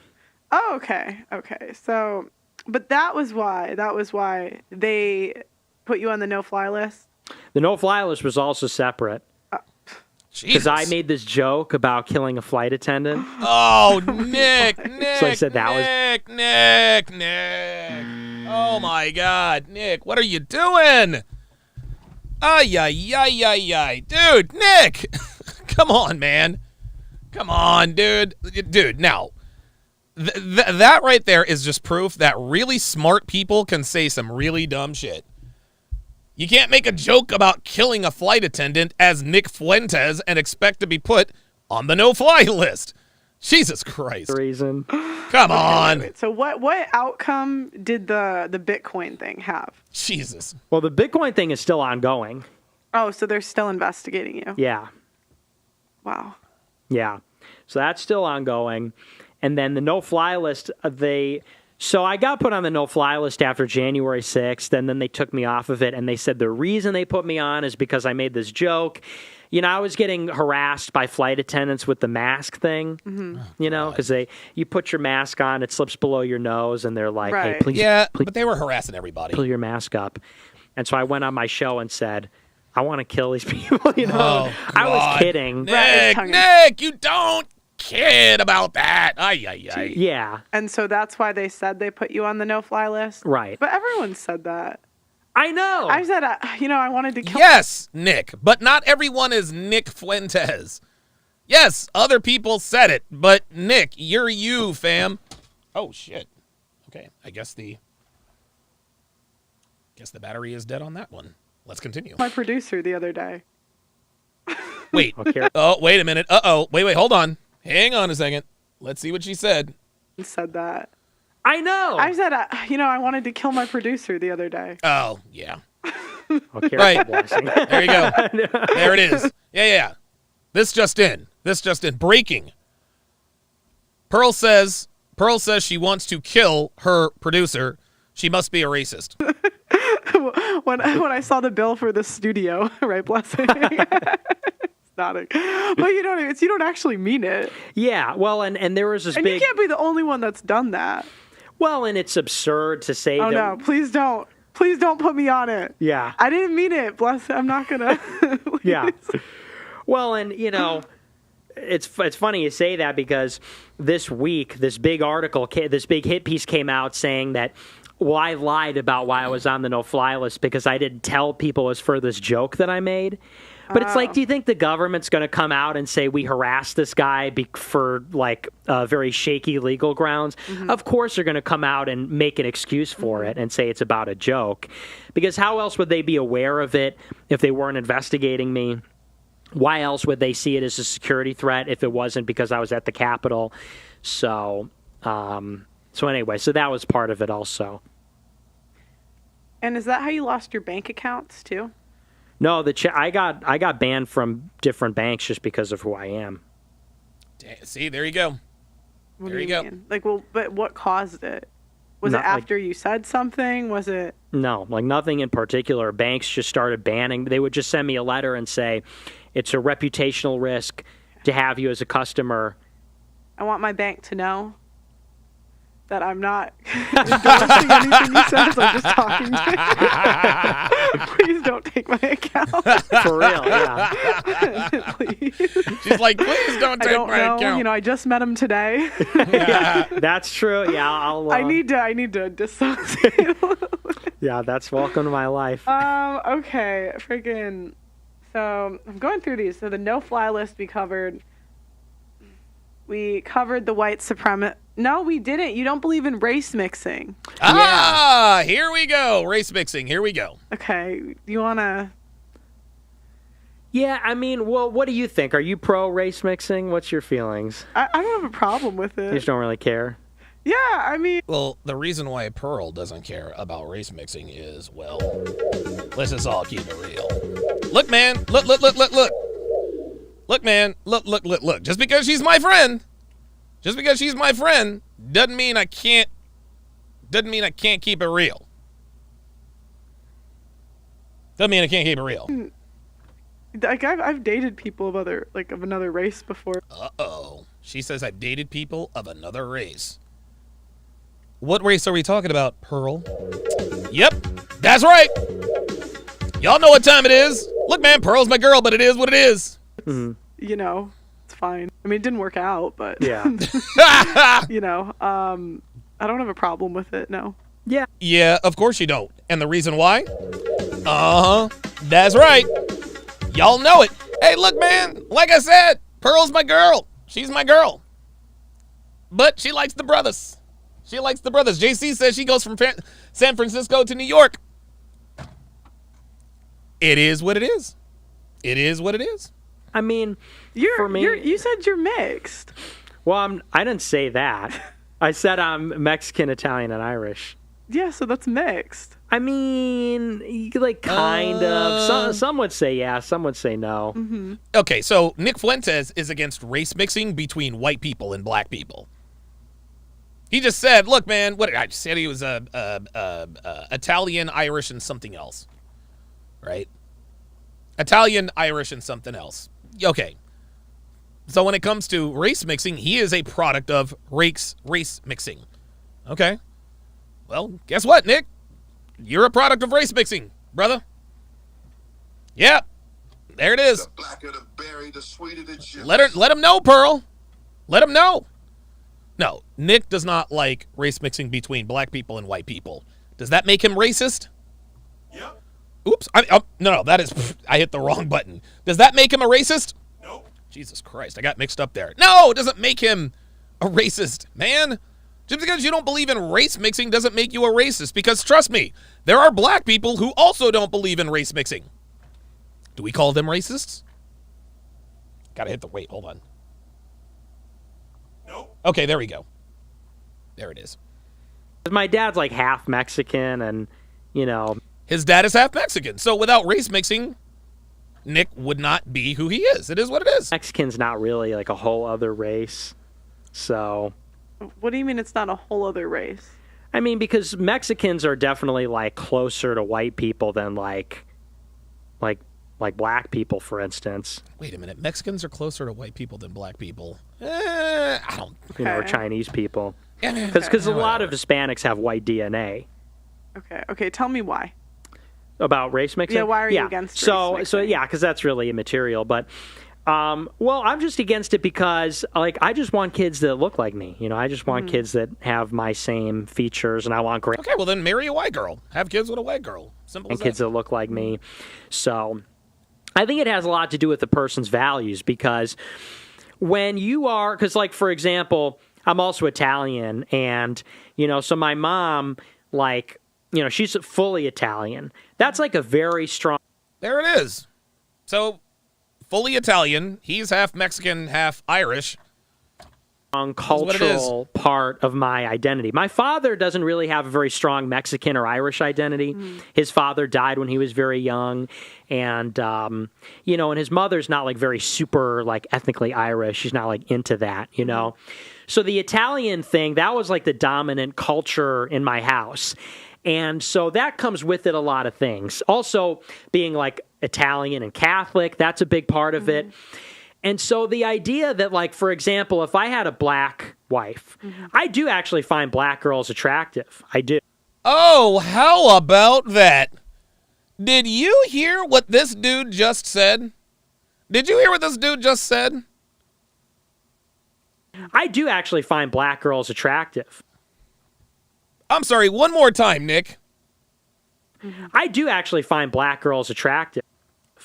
Oh, well, so Nick Fuentes, Mr. Racist, Mr. White Supremacist, finds black girls attractive.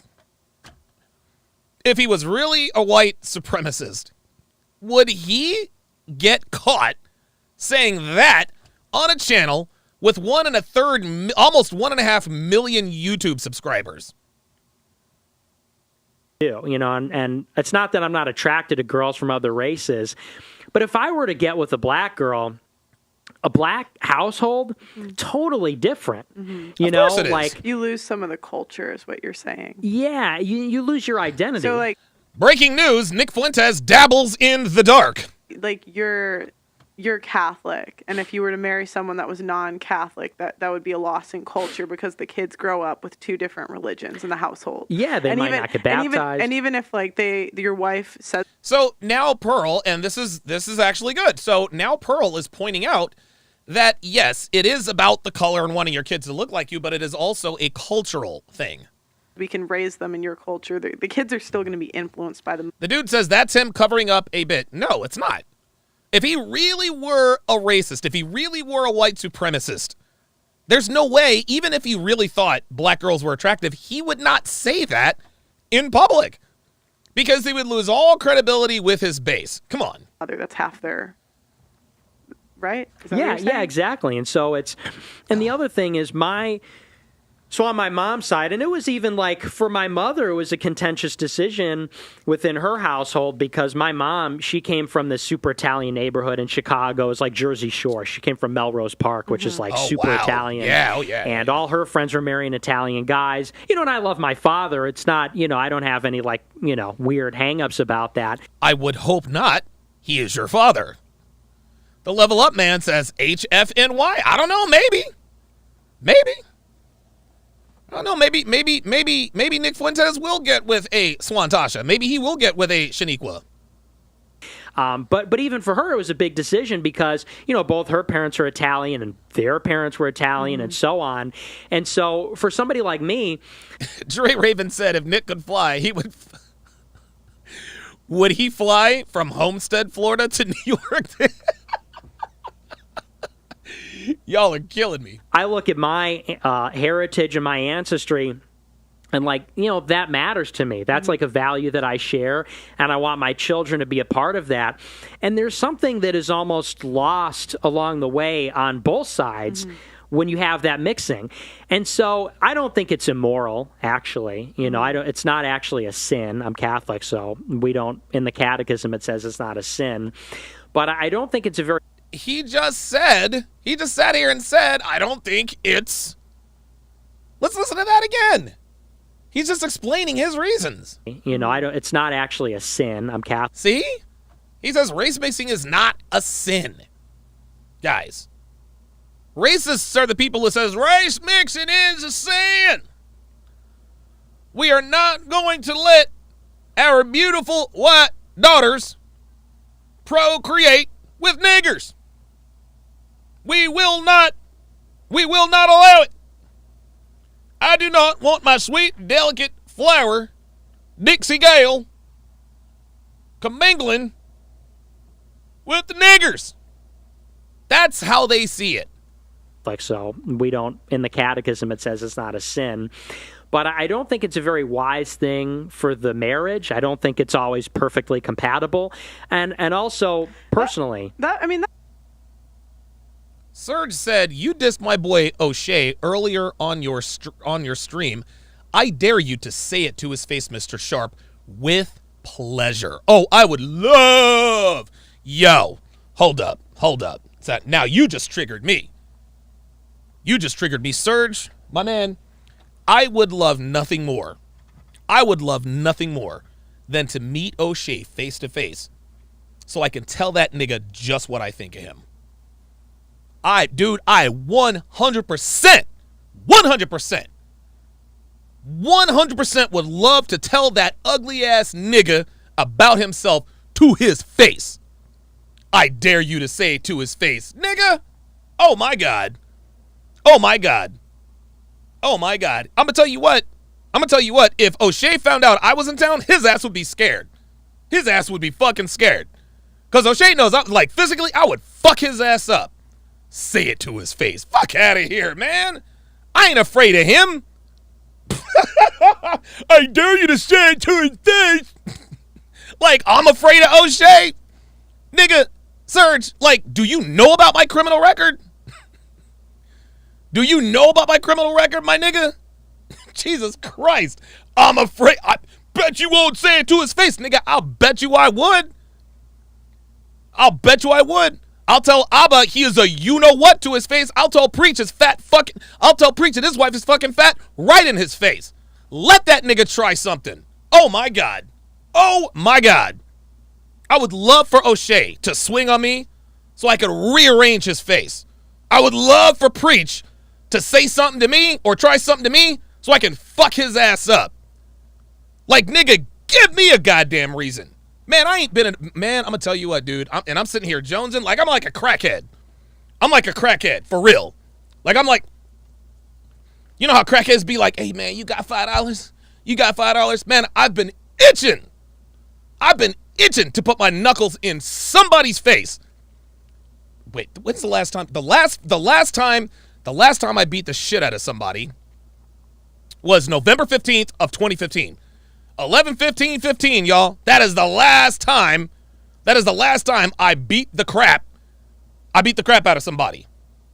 I have not been in a physical altercation since. Haven't been in a dude. I went to therapy, counseling, all that good stuff. Changed locations, changed cities. Haven't been in a fight since. But bro, I'm gonna tell you what. I wish that nigga would show up on my doorstep. Oh my God. I'll bet you won't say it to his face, my nigga. Oh my God. That's on my Christmas list. That's on my Christmas list. Real shit. Oh my goodness. Oh my God. I'll bet you won't say it to his face, nigga. Makes sense. I mean, even if you did... Shaman B says, take your kratom, bro, chill. Nah, nigga. No. Don't tell me to chill, man. Don't tell me to chill, nigga. Fuck out of here with that. I got no chill in me. Don't tell me what the fuck to do. What's wrong with you, man? Like, I'm Irish and German. Same with you. Oh, okay. All right, check this out. Hold on. See, now I'm timing all you motherfuckers out. Y'all motherfuckers, calm down. No. The dude says, hey, easy with the wife jokes, big guy. No. Preach, your wife is a fucking whale. And if you have a problem with it, you can fucking come and see me. Fat fuck. It would make more sense for a German to date a German and Irish to date an Irish. Mm-hmm. Oh, God, they're going to. Oh, God. Oh, no. See, Pearl was like, eee. There's less problems when you have more in common. Right. Like, even if we took it out of race and put it as religion, like a Christian and a Catholic, it's just easier if they're both Catholics. Yeah. Is that what you're saying? Yeah. Yeah, exactly. And that's part of it. It's for a lot of those kinds of reasons. Yeah, but it's also a physical image thing as well. It's also a physical image thing as well. It is what it is. Look, if he doesn't want race mixing because he wants his kids to look like him, or he just doesn't like the way mixed kids look, then it is what it is. It is what it is. But I guess the fundamental thing is it's just about identity. And that also gets to the demographics thing, is that people are not interchangeable. And my identity matters to me. You know, like my ethnic, racial, cultural background, my country. I feel like the whole culture is telling people that these things don't matter. Like, it's almost like a nihilistic thing, like nothing matters. The only thing that matters is you're having a good time. And to me, that's the thing behind race mixing, is like, hey, well, you're in love, have a good time. Well, actually, there are things that matter equally or more, or there are also things that are important in addition to that, too. Like, listen, man, he can be against race mixing all he wants to. It's not going to stop. It is what it is. The household you're going to raise your children in, long-term compatibility, your identity, your heritage. And so, you know, maybe that's just old school, but that's kind of the perspective that I come at it from. And people say, oh, well, what it's about is racial purity. Yeah. You know, people say you're against race mixing, but your last name's Fuentes, so you're not so pure white. It's like, it's got nothing to do with it. It's not about... It's more about cultures and values. It's about you know, those things I just mentioned. Yeah, it's about a person's identity. Okay. Interesting. All right. So do you think listen, he has a right to think these things. It is what it is. So you don't think it's a sin? You would just advise people against it more? Yeah, more so? and I think that people should value their heritage, because it is, people can say it isn't, but it is a repudiation of your heritage, because that's his opinion. You can be your children, you're 3 generations removed, will be completely different from you. And so and see, Nick cares about that stuff. I don't. I don't know. Maybe that makes me a flawed individual. I don't know, man. I'm not trying to make myself sound different or special. I'm just not, like, I'm not overly concerned with my progeny looking like me or carrying on the legacy. Dude, I've got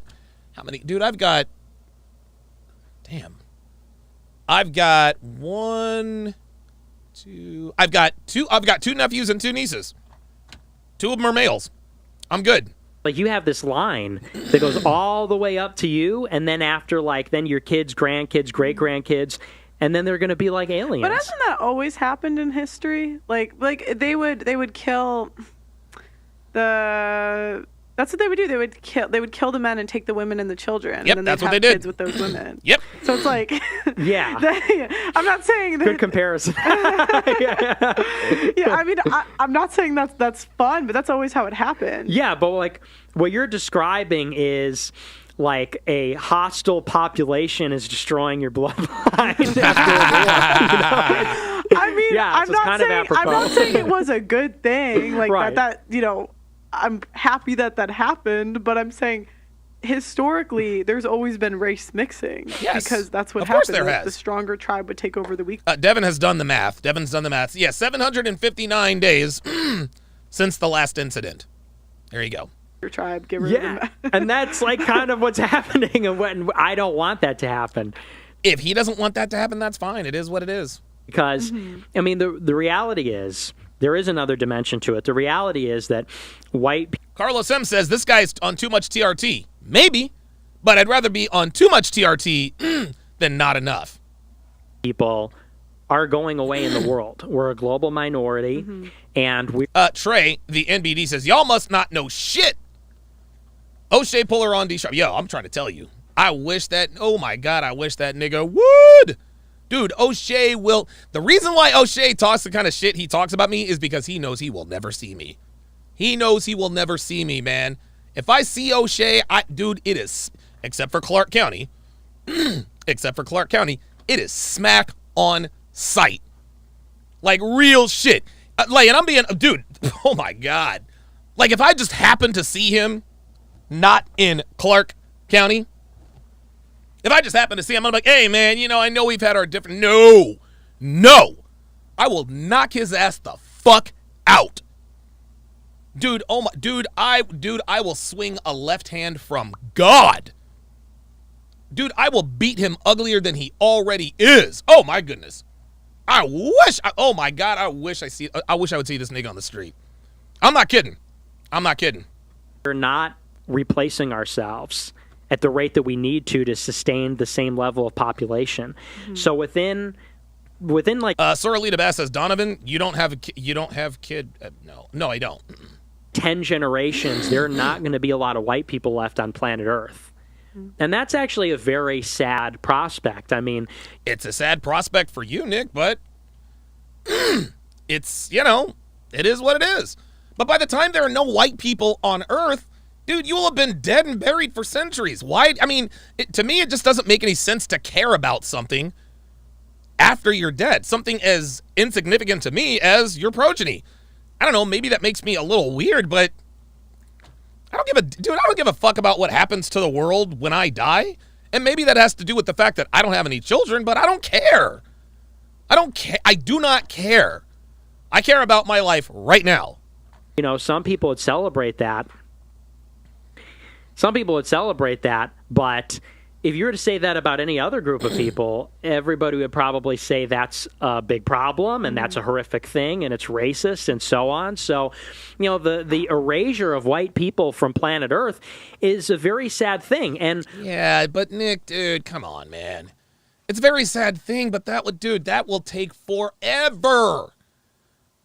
White people in this country are still the majority, and the majority of white people are procreating with white people. Come on, man. And so when I talk about race mixing, like, yeah, it's about values and it's about these things, but I'm not going to lie to you. It's also not lost on me the sort of civilizational. High Mind says, James Sharpe, go fry your catfish, coon. High Minds, man. You know, I think of guys like High Minds, and don't time him out.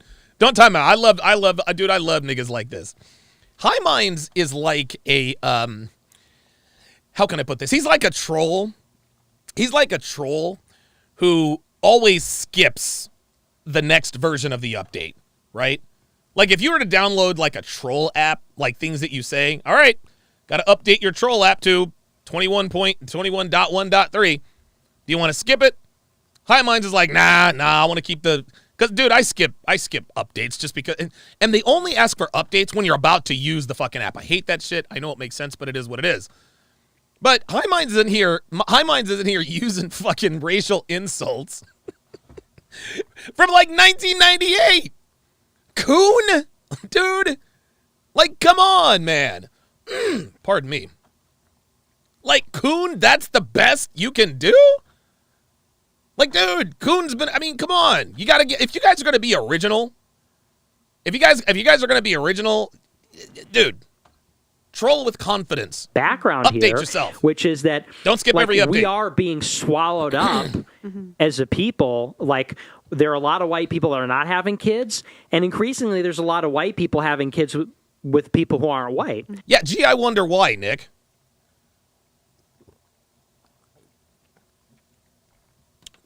Yeah, there are a lot of white people. There are a lot of people not having kids in America because of the fuckery going on with the court systems. And that wouldn't be a problem if whites had a fertility rate of 3 or 4. Scope, shut the fuck up. You don't know anything about the YouTube guidelines. Shut up. Or 5. But when it's at 1.3 in some countries, that's kind of like a problem. Why do you think that is? Feminism is, I think, the biggest reason. I Bingo! think it's infiltrated the There it is. There it is. white community more than other communities. Totally. Because white civilization's ground zero for feminism. What do you mean? Explain that. Because, like, Africa's not feminist. And Asia's not feminist, and the Middle East certainly isn't feminist. Wow, it's 2023 variety of videos. Welcome to Chat Privileges. If you would, 2023, put your age and location in the chat. Let's do it. Latin America's not. We are like, it came from here. And that, like, America's really spreading poison around the world. It's spreading feminism, LGBT, this, like, anti-colonial racial grievance stuff. So Sam W, $5, says, OJ and Nick are pro their people, yet one's racist, the other's not. Make that make sense. O'Shea doesn't promote mixing like Umar. Exactly. O'Shea said he doesn't collaborate with white people. What if Nick Fuentes or Pearl said I don't collaborate with white people or black people, they would be called racist. yeah, we're ground zero for it. Damn. Blessing. Uh-oh. Blessing believes in extreme race mixing. Really? Yeah. You want to tell him why? Tell him what you told me. Oh, okay. Blessing's like mix everything. What's the We have Drake. what is it? We're great. Say we Yeah, have we said Drake. we have Drake. Drake's Jewish. Drake. Dude, I don't know, do y'all are you? stupid. But it's black and white. Oh, okay. Oh, I see. As a mixed, I see Yeah. what you're saying. Yeah. That's true. I'm not a big Drake fan, so that's not. You're not a big Drake fan. No, not a huge fan. I'm a Ye. Yeah, neither I'm am I. on Team Ye. We're gonna talk about Ye. He said, I'm Team Ye. Nick Fuentes is racist, yet he's Team Ye. Got it. Just second. You don't believe in race mixing. Oh, you're a proud incel. Mm-hmm. What? Yeah. Wait, so you've never had a girlfriend? No, never had a girlfriend. Never had sex. Wait a minute. But here's the thing. Have you kissed a girl Yeah, once. once? Mm-hmm. Wow. Oh, whoa.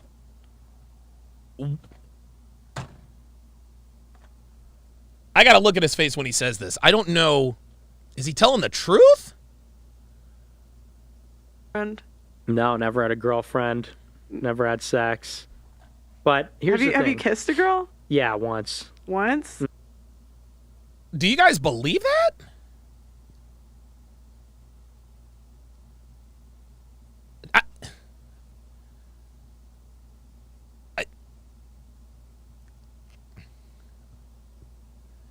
Like, he's not an ugly dude. He's not an ugly dude, man. At least I don't think he is. Yeah, the dude says this guy's a nerd. Yeah, I think he is. Oh my God, you guys said he's telling the truth. High Minds. High Minds thinks he might be an Eddie Murray, a Chipper Jones, a Roberto Alomar, for all you baseball fans out here.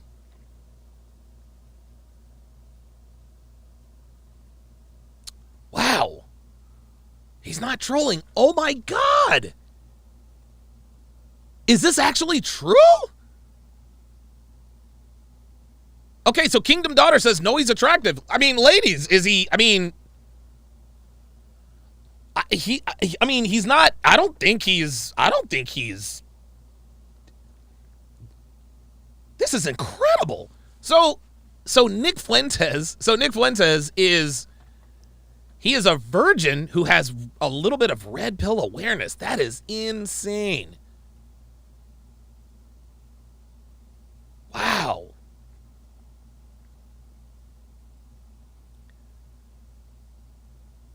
Oh.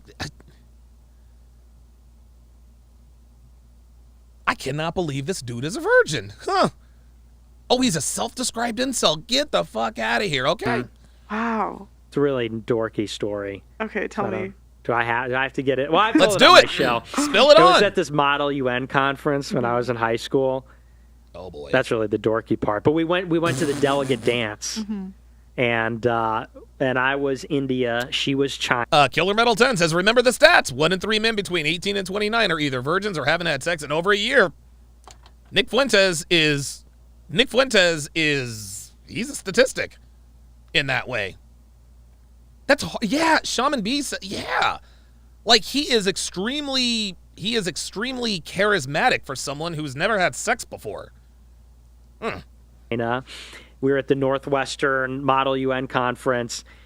The Chongo channel says Pearl would let Nick hit. I don't know. I don't know. I mean, Nick, you know what? I'm going to text Pearl. Hang on a second. I'm going to text Pearl. Do you think Nick Fuentes is attractive?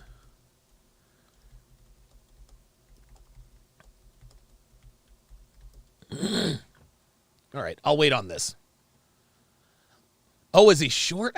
I think Carlos M says it's called the Holy Spirit, Donovan. What? What does the Holy Spirit have to do with somebody being a virgin? Fuck out of here. And, well, it was simple as that. We were in committee, and I said, hey, do you want to go to the dance? She said, sure. She went to the dance. We danced a little. We kissed. But that was like 10 years ago. And so what, you're just not interested in girls? Well, the thing is that I'm like a big proponent of, I think that people are too interested in relationships. I think that has become, maybe it always was, people's world kind of orbits around that. And me, okay, that makes sense. I will get married at some point and have kids and everything. Like, I'm open to it, but it's just not something that I'm really interested in. Like, I'm very interested in my business. I'm interested in what I do, the things that I talk about on my show.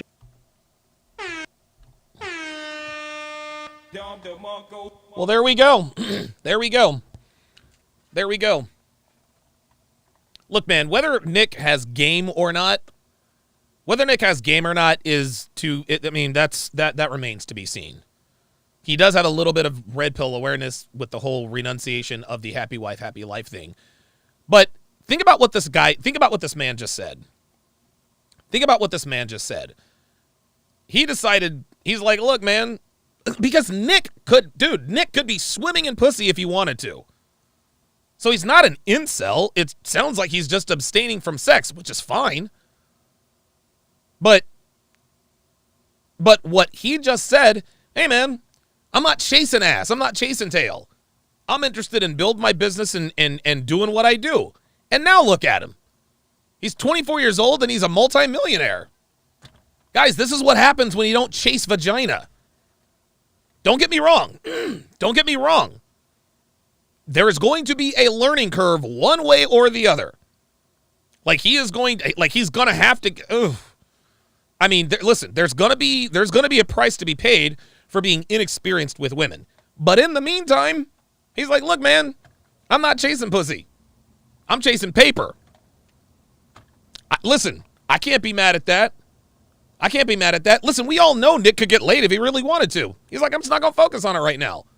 Guys, this is what happens when you work your ass off in your 20s. The kid's a multimillionaire. He's got people sending him $250,000 in fucking Bitcoin. He's infamous. He's already a multimillionaire. He's flying all over the world. There it is. The Chongo channel says, lose money chasing women, but you can't lose women chasing money. Real shit. Well, goddamn. And Moss says you can't get all this money and have no game. I agree. I'll be goddamn. Nick Fuentes. All right, hey, man, I'm not mad at that. Oh, that's really my main thing.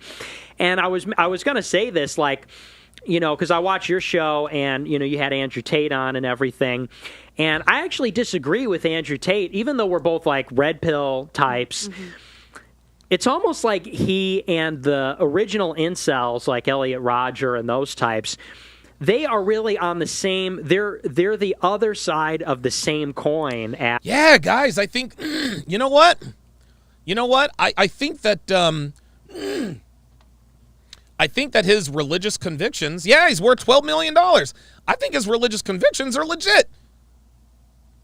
I mean, because, guys, Nick could be literally swimming in vagina if he wanted to.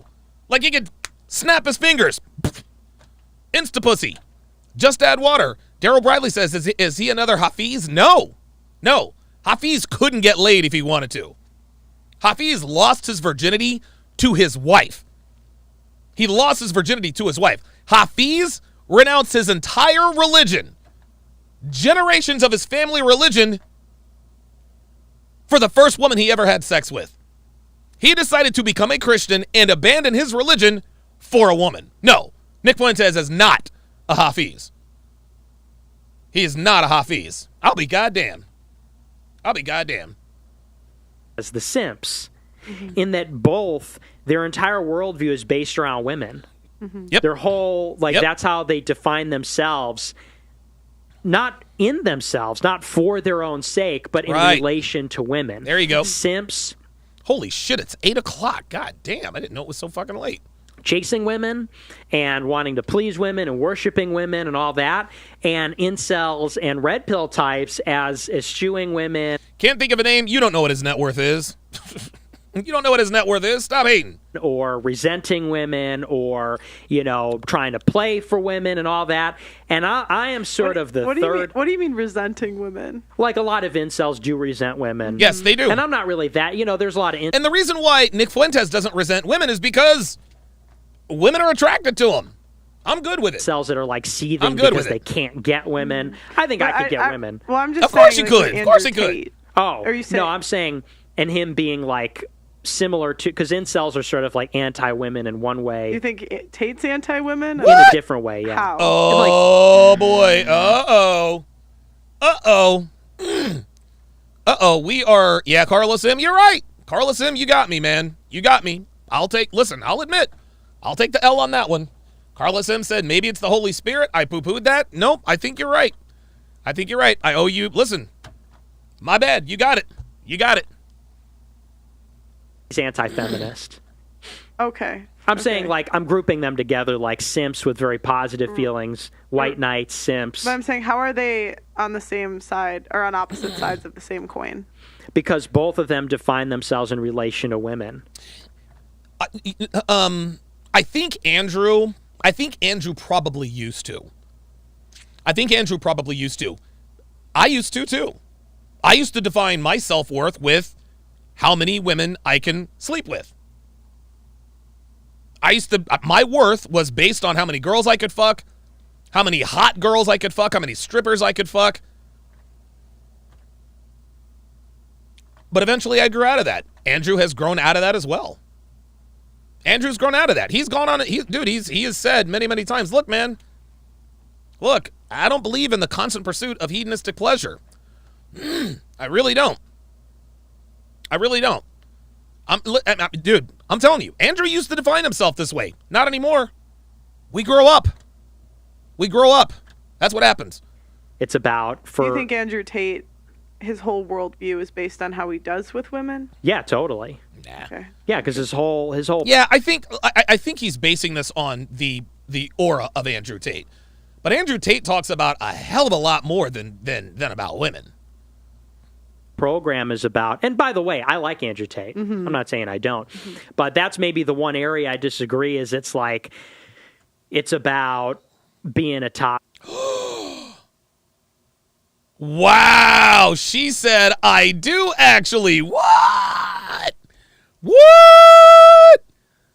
So Pearl says she actually finds him attractive. I'll be goddamned. Tony Esquire says, what's up, Mr. Sharpe? Another excellent show. You're providing a fair analysis on this guy's opinions. Yeah, it's all I can do. And attracting all these women and this kind of thing. And I think that attracting women is a byproduct of what a man does by himself. Does he say that, He's right. that everything is for women? No, Or but to that's get women? maybe that's not what he says, but certainly that is the kind of audience that he's cultivated. Is a lot of guys. Yes, that's the audience that he appears to have cultivated. But again, dude, every player, or most players, we get to a point where it like fucking a bunch of girls, it gets pretty gross. Like, it's just like, okay, how much is dude, I don't know what my notch count is. I don't know what it is. Okay, all I can tell you is that I stopped counting around 150. I'm thinking my notch count is somewhere between, I don't know. It's probably somewhere between I don't know. I stopped counting at 150, and shit, man, that was back in 13, 14. And that was at the dawn of my I'd been in Vegas for a few years, but right around 2013, right around the beginning of 2013, that's when I really put my pedal to the metal. I stopped counting because there were just too many. I say that not to brag about myself, but at some point it just doesn't. Yeah, Shay just says it's all the same. Yeah, exactly. It's just like, don't get me wrong, man. Like it was fun. It was fun, but eventually most guys just go out of it. It is what it is. Ken Rose with the $5 super chat. Appreciate that. Thank you. Guys who look at him as that's the best way to get women. Mm-hmm. I got to grind and make all his money so that I can get women. Mm-hmm. And you're saying that you should focus on your purpose first. Absolutely. That sounds like exactly what they say. There it is. Pearl just got him. That's exactly what Andrew Tate says. Don't focus on women. Right? Don't focus on women. Focus on yourself. Ken with the $5 super chat says, I have to say, my apologies for my typo earlier. YT censorship is not letting me pin anything, and I got TR. Okay. All right, no problem. The dude says, do you count hookers? No. Hookers don't count. I think you gotta be kidding me. Dude, oh my God, dude. I've done a lot to get laid. I have, oh my God. I love how guys come in here and try to disqualify my success with women. It is what it is. Have fun with it. Maybe that's one part of the rhetoric, but I think that the main trend is that it's really just about game. It's just an extension of the pickup artist scene. No. It is, but the red pill has evolved a lot. It's evolved a lot. I don't think, and Nick doesn't keep up with this stuff as closely as I do because I'm in the red pill sphere, right? But I think he's misinformed. That doesn't mean he's stupid or malicious. He's misinformed. Sheldon Ross with the $10 super chat says, "Nah, he's right. Andrew always has to have women around him, no matter what he's doing. Girls in the house, even when he's not home. Girls on boats, literally a busload of women, and he got jammed up for it." Yeah. Okay. I would agree with that. And I'll tell you something else. His message is not about hedonism anymore. It's not about girls anymore. I don't think so. I think it's more like they are teaching men how to navigate these modern-ass females. Yeah, that's it. And I think that's just a part of, like, and they'll often say to focus on your purpose instead of women. We say it all the time. And the women will come. That's right. I don't know. I think a lot of them, again, maybe that's what they say. I think a lot of them put the cart before the horse. And it's all defined in relation to status for women. And it's not to say that that's not important. Like, men should be aware of that as opposed to thinking it's like, hey, just be yourself and, like, be fat and lazy. Dude, this guy, I'm gonna tell you what, man. Nick has he is surprisingly very red-pilled. History, the men with the most status tend to have women. Yeah, that's what I'm saying. Like, that was as a byproduct of their... Yes, Nick, but just because it's a byproduct of his success doesn't mean that that's why he did it. Nick didn't become a 4-time kickboxing champion to get laid. He didn't become a master chess player to get laid, right? The reason why Andrew Tate has women around him is because of what he's done. Andrew has always put his purpose before women. He's only 34 years old. He's worth over $350 million. You don't amass a net worth of over $350 million chasing women. No, women chase Tate. Women chase Andrew. Status earned for its own sake. Okay, so you're saying chase status or chase whatever you're chasing. So for you, it might be the women should be an afterthought. Should be a bonus. It's an yes, and Andrew Tate. Yeah, he's wrong about Tate.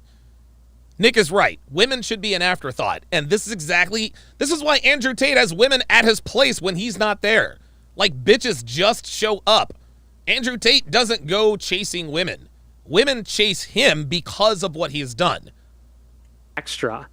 You know, like So if a guy's gonna get married and like chase his Oma says Tate brothers tell us to find ourselves before chasing women. Reality will smack us in the face very quickly if we believe we're something we're not. Exactly. purpose or whatever at 35, is your view that he should be a virgin until he's 35? Hell no. well, I don't. I mean, you can date around and everything. You can even get married. I'm just saying that shouldn't be the focus. Okay, that should because so he's many right. people. I think, and dude, Andrew Tate will be the first to tell you, do not focus on women. That I know, they're not thinking about career. They're not thinking about an intellectual pursuit. They don't even care about money. Yeah. It's just He's right. one, how can I get a girlfriend? And then two, how do I please my girlfriend? Yeah, that's not Andrew Tate. That's not Andrew Tate. Devin, she's put it perfectly. Sexual success is a byproduct of personal success, which comes first. Exactly. We say it here all the time. Somebody said it in the chat. You don't lose women chasing money, but you will lose money chasing women. Andrew Tate's worth over $350 million. You think he got there chasing women? No, of course not. It's like, and it's almost like they're getting a job to play. Jihad Bell says, bro thinks being a virgin makes him better than men getting laid. I don't think that's what it is. I think he's just a man of principle. He's a man of principle. Look, like, here's the thing, man. Like, Nick Fuentes could get laid if he wanted to. He could get girls, man. He's Nick fucking Fuentes. But the fact that he chooses not to me, that's more impressive than even though girls would be chasing you, to kind of ward that off. Or girlfriend, or getting a job to attract a girlfriend, or something like that. And I just think, and I also do, again, think that people are different. I think that most people, that's really just about as good as they're going to get.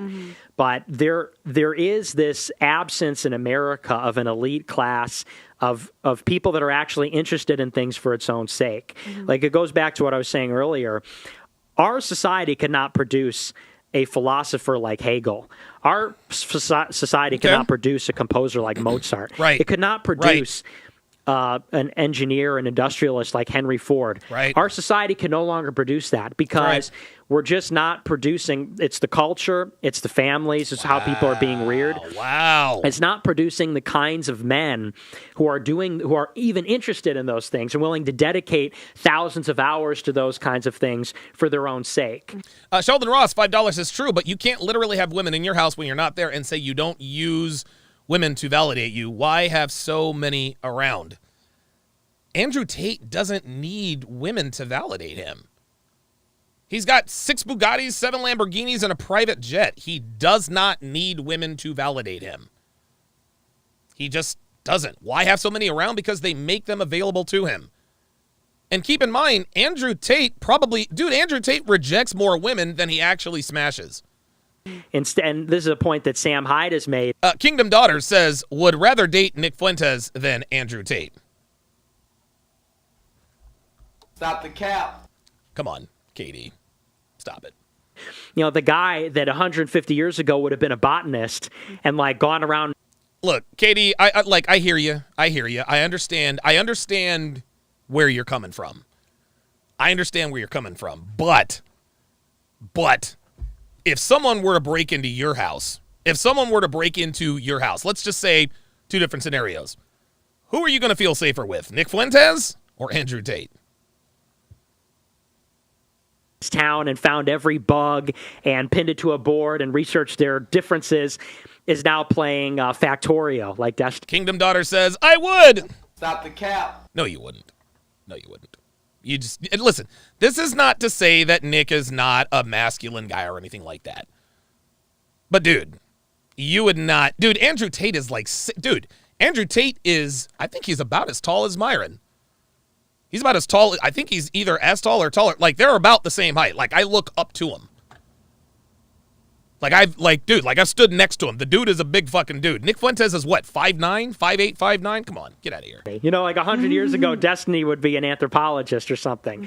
You know, and the guy. Kingdom Daughter says, Nick, because I understand Jesus Christ, not the carnal world. I'm sure you do. But Kingdom Daughters, that does not mean that you are not still a slave to your biology. Attraction is not a choice. Like, I hear what you're saying. But you would not pick Nick Fuentes over Andrew Tate. If both of these men if both of these men showed interest in you, you would 100% prefer. Now, you would pick Nick Fuentes to appease the masses, just to prove that you are who you say you are. But deep down, you'd prefer Andrew Tate. That would be doing the other great things. They're out doing these other kinds of pursuits. And so, nah, Andrew Tate is not. Andrew Tate is like 6'3". He is taller than I am. For me, oh my God. Kingdom Daughter says, bro, when you follow Jesus, you're operating on a different level of power. Oh, God. Listen, I'm not trying to be mean-spirited. Like, I hear you, and I'm with you 100%. But Jesus Christ and operating on a different level of power, that has nothing to do with female nature, sweet cheeks. That has nothing to do with female nature. Female nature, dude. You line up 100 women. You line up 100 women. And at least 99 of them would choose Andrew Tate over Nick Fuentes. Amika DeBruyne says, how are you telling a person who she is attracted to? Because I know women, Amika. I know women. Women can say what, and this doesn't mean that Kingdom Daughters is a bad person. I'm not saying that she's a bad person. But women, it's so funny that women outwardly will deny their very biology just to save face for religion. Just to save face for religion. You would prefer Andrew Tate over Nick. You would. That doesn't make you a bad person. It makes you a woman. Can't think of a name. So see, Donovan, this is one thing red pillars miss. They undermine how much of it comes down to just how a guy's face looks. Tate is taller and more muscular and wealthier, but Nick has a better face. Can't think of a name. You don't. That right there means you don't know shit. Are you fucking serious? Are you serious? Are you kidding me? So Nick Fuentes is shorter, less muscular, less physical combat, and much less, his net worth is much less. But because Nick has a better face, that's what red pillars miss? Dude, fam, you really need to brush up on you see this is when you know someone does not have experience with women. This is when you know guys don't have experience with women. Tate, Chad says Tate has qualities that aren't attractive to women. Okay, yeah, you guys are off the rails. You guys are off the rails, man. like seriously? Tate has qualities that aren't attractive to women. Like what? Being a 4-time kickboxing champion? Yeah, that's not attractive. Tattoos? No, that's not attractive. Muscles? That's not attractive. Money? That's not attractive. Women? That's not attractive. A private jet? No, not attractive at all. My bad. Stupid motherfuckers. What are we doing? Just really put my work Jesus first Christ, and things like that. man. But I think that more people should do that. doing? And if they find a my girl God. as a byproduct, that's great. And I Kimba says Nick has more alpha energy than Tate. Totally. great men should have families, but that to the exclusion. There it is. Kingdom Daughter says, as a secular woman, I would choose Tate. Yes. Do you see, guys? You cannot make this up. You can't make this stuff up. You cannot make this stuff up. She literally just proved my point. Amika says, how can you tell what women are? You trying to tell women what they're attracted to? And then she just comes in here and says, as a secular woman, I would choose Tate, yes. Which means that she is more inherently attracted to Andrew Tate. I just sat here and said that she would say, okay, I'll pick Nick to stay within the lines of religion. She can't tell her fellow churchgoers, well, I think Andrew Tate is more attractive. I can't believe that. No, of course not. She has to say that she's going to go with Nick because that's the Christian thing to do. But your religion has no, Kingdom Daughters, I'm correct about all women.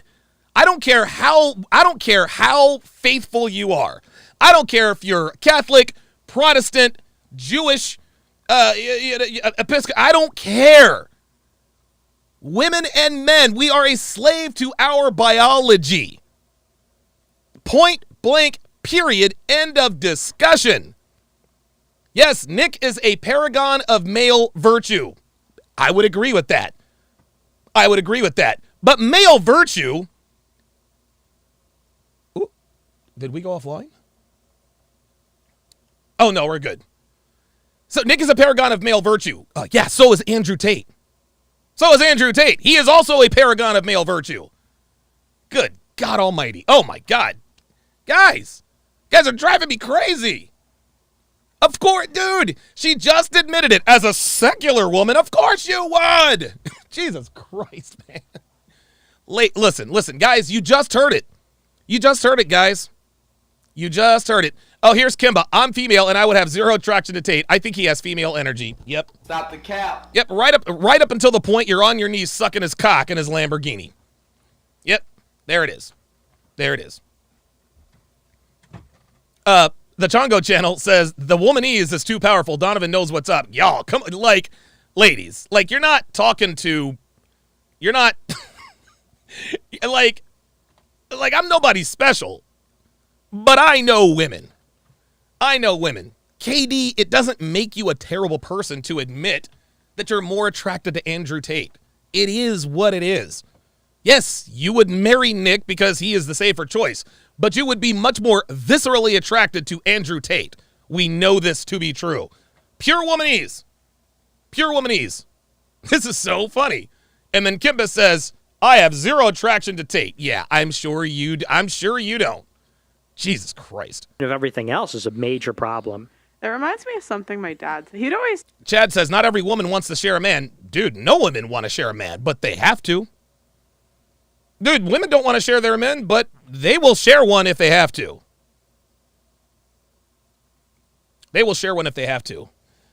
Y'all, it's getting late. It is getting late. And Devin has made tacos. And your boy is hungry. Pardon me. Your boy is hungry. So I don't know. Maybe I'll continue this. You know what? I'll do a part 4 tomorrow, or I'll do a part 4 on Wednesday, because I'm also going to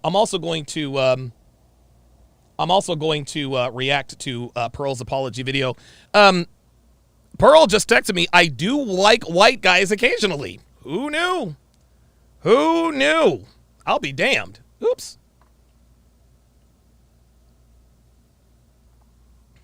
I'll be damned. Oh boy. Yeah. I gotta go. It's 8:00. It's almost my bedtime. Oh, Shaman B says this girl made tacos too. Word up. Hell yeah. Yes, sir. Palladium says, save a couple for me, bro. I'll try. But I'm not making any promises.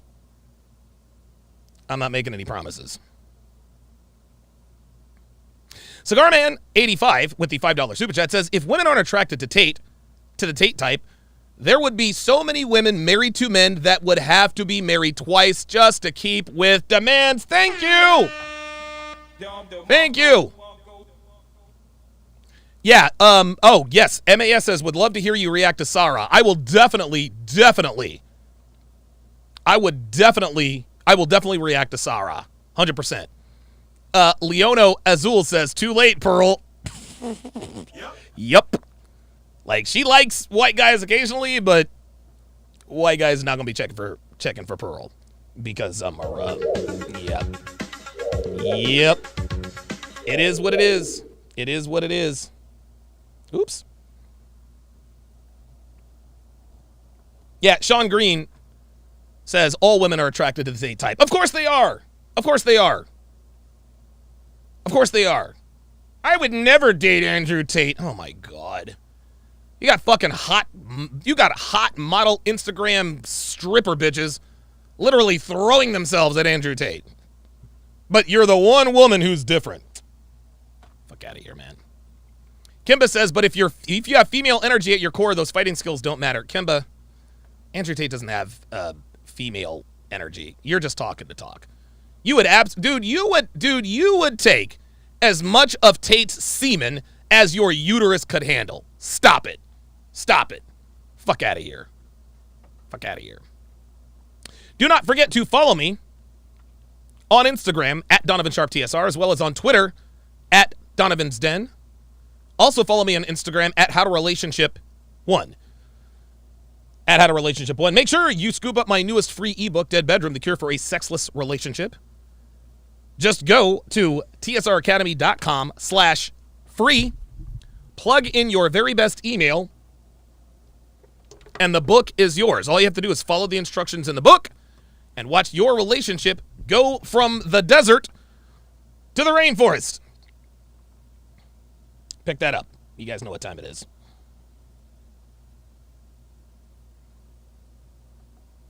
Come on now. There we go.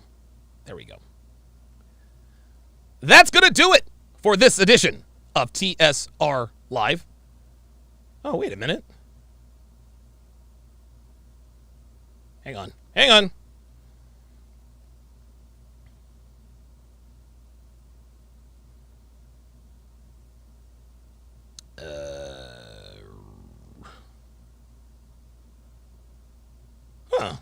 Oh, yeah, that's probably why. Supposed to have the ending music on. Hang on, guys. I'm gonna do this.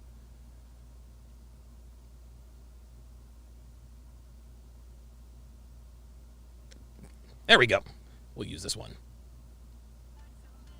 That's gonna do it for this edition of TSR Live. My thanks to all my members, my patrons, my Sharpe Stream members, and Super Chatters. Have a fantastic evening, guys. I'll see you next time.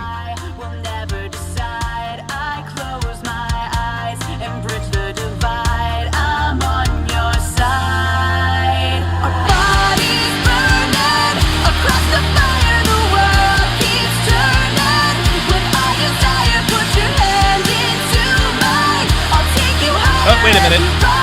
Screwed that up. Hang on.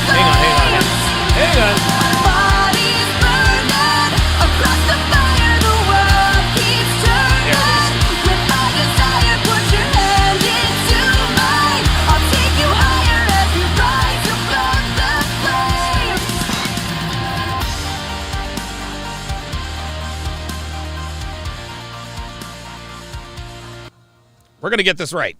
Damn it. Man, I'm going to tell you what, dude. Hang on. Credits. 003. There it is. There we go. Yeah, yeah, there we go. There we go. Okay, so let's see here. Let me go here. All right. Let's try this again. That's going to do it for this edition of TSR Live. My thanks to all my members, Sharpe Street members, and Super Chatters. Thank you guys for sticking around for this abject shit show. Have a great evening, guys. We'll see you next time. Oh, Jesus Christ. Nope, that's not it. I'm getting this right, goddammit.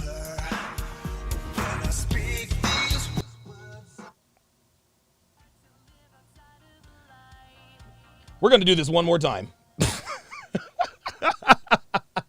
We do it live, guys. We do it live. Let's try this again. Take 3. That's going to do it for this edition of TSR Live. My thanks to all of my members and Super Chatters. Have a fantastic evening. We'll see you next time. Jesus.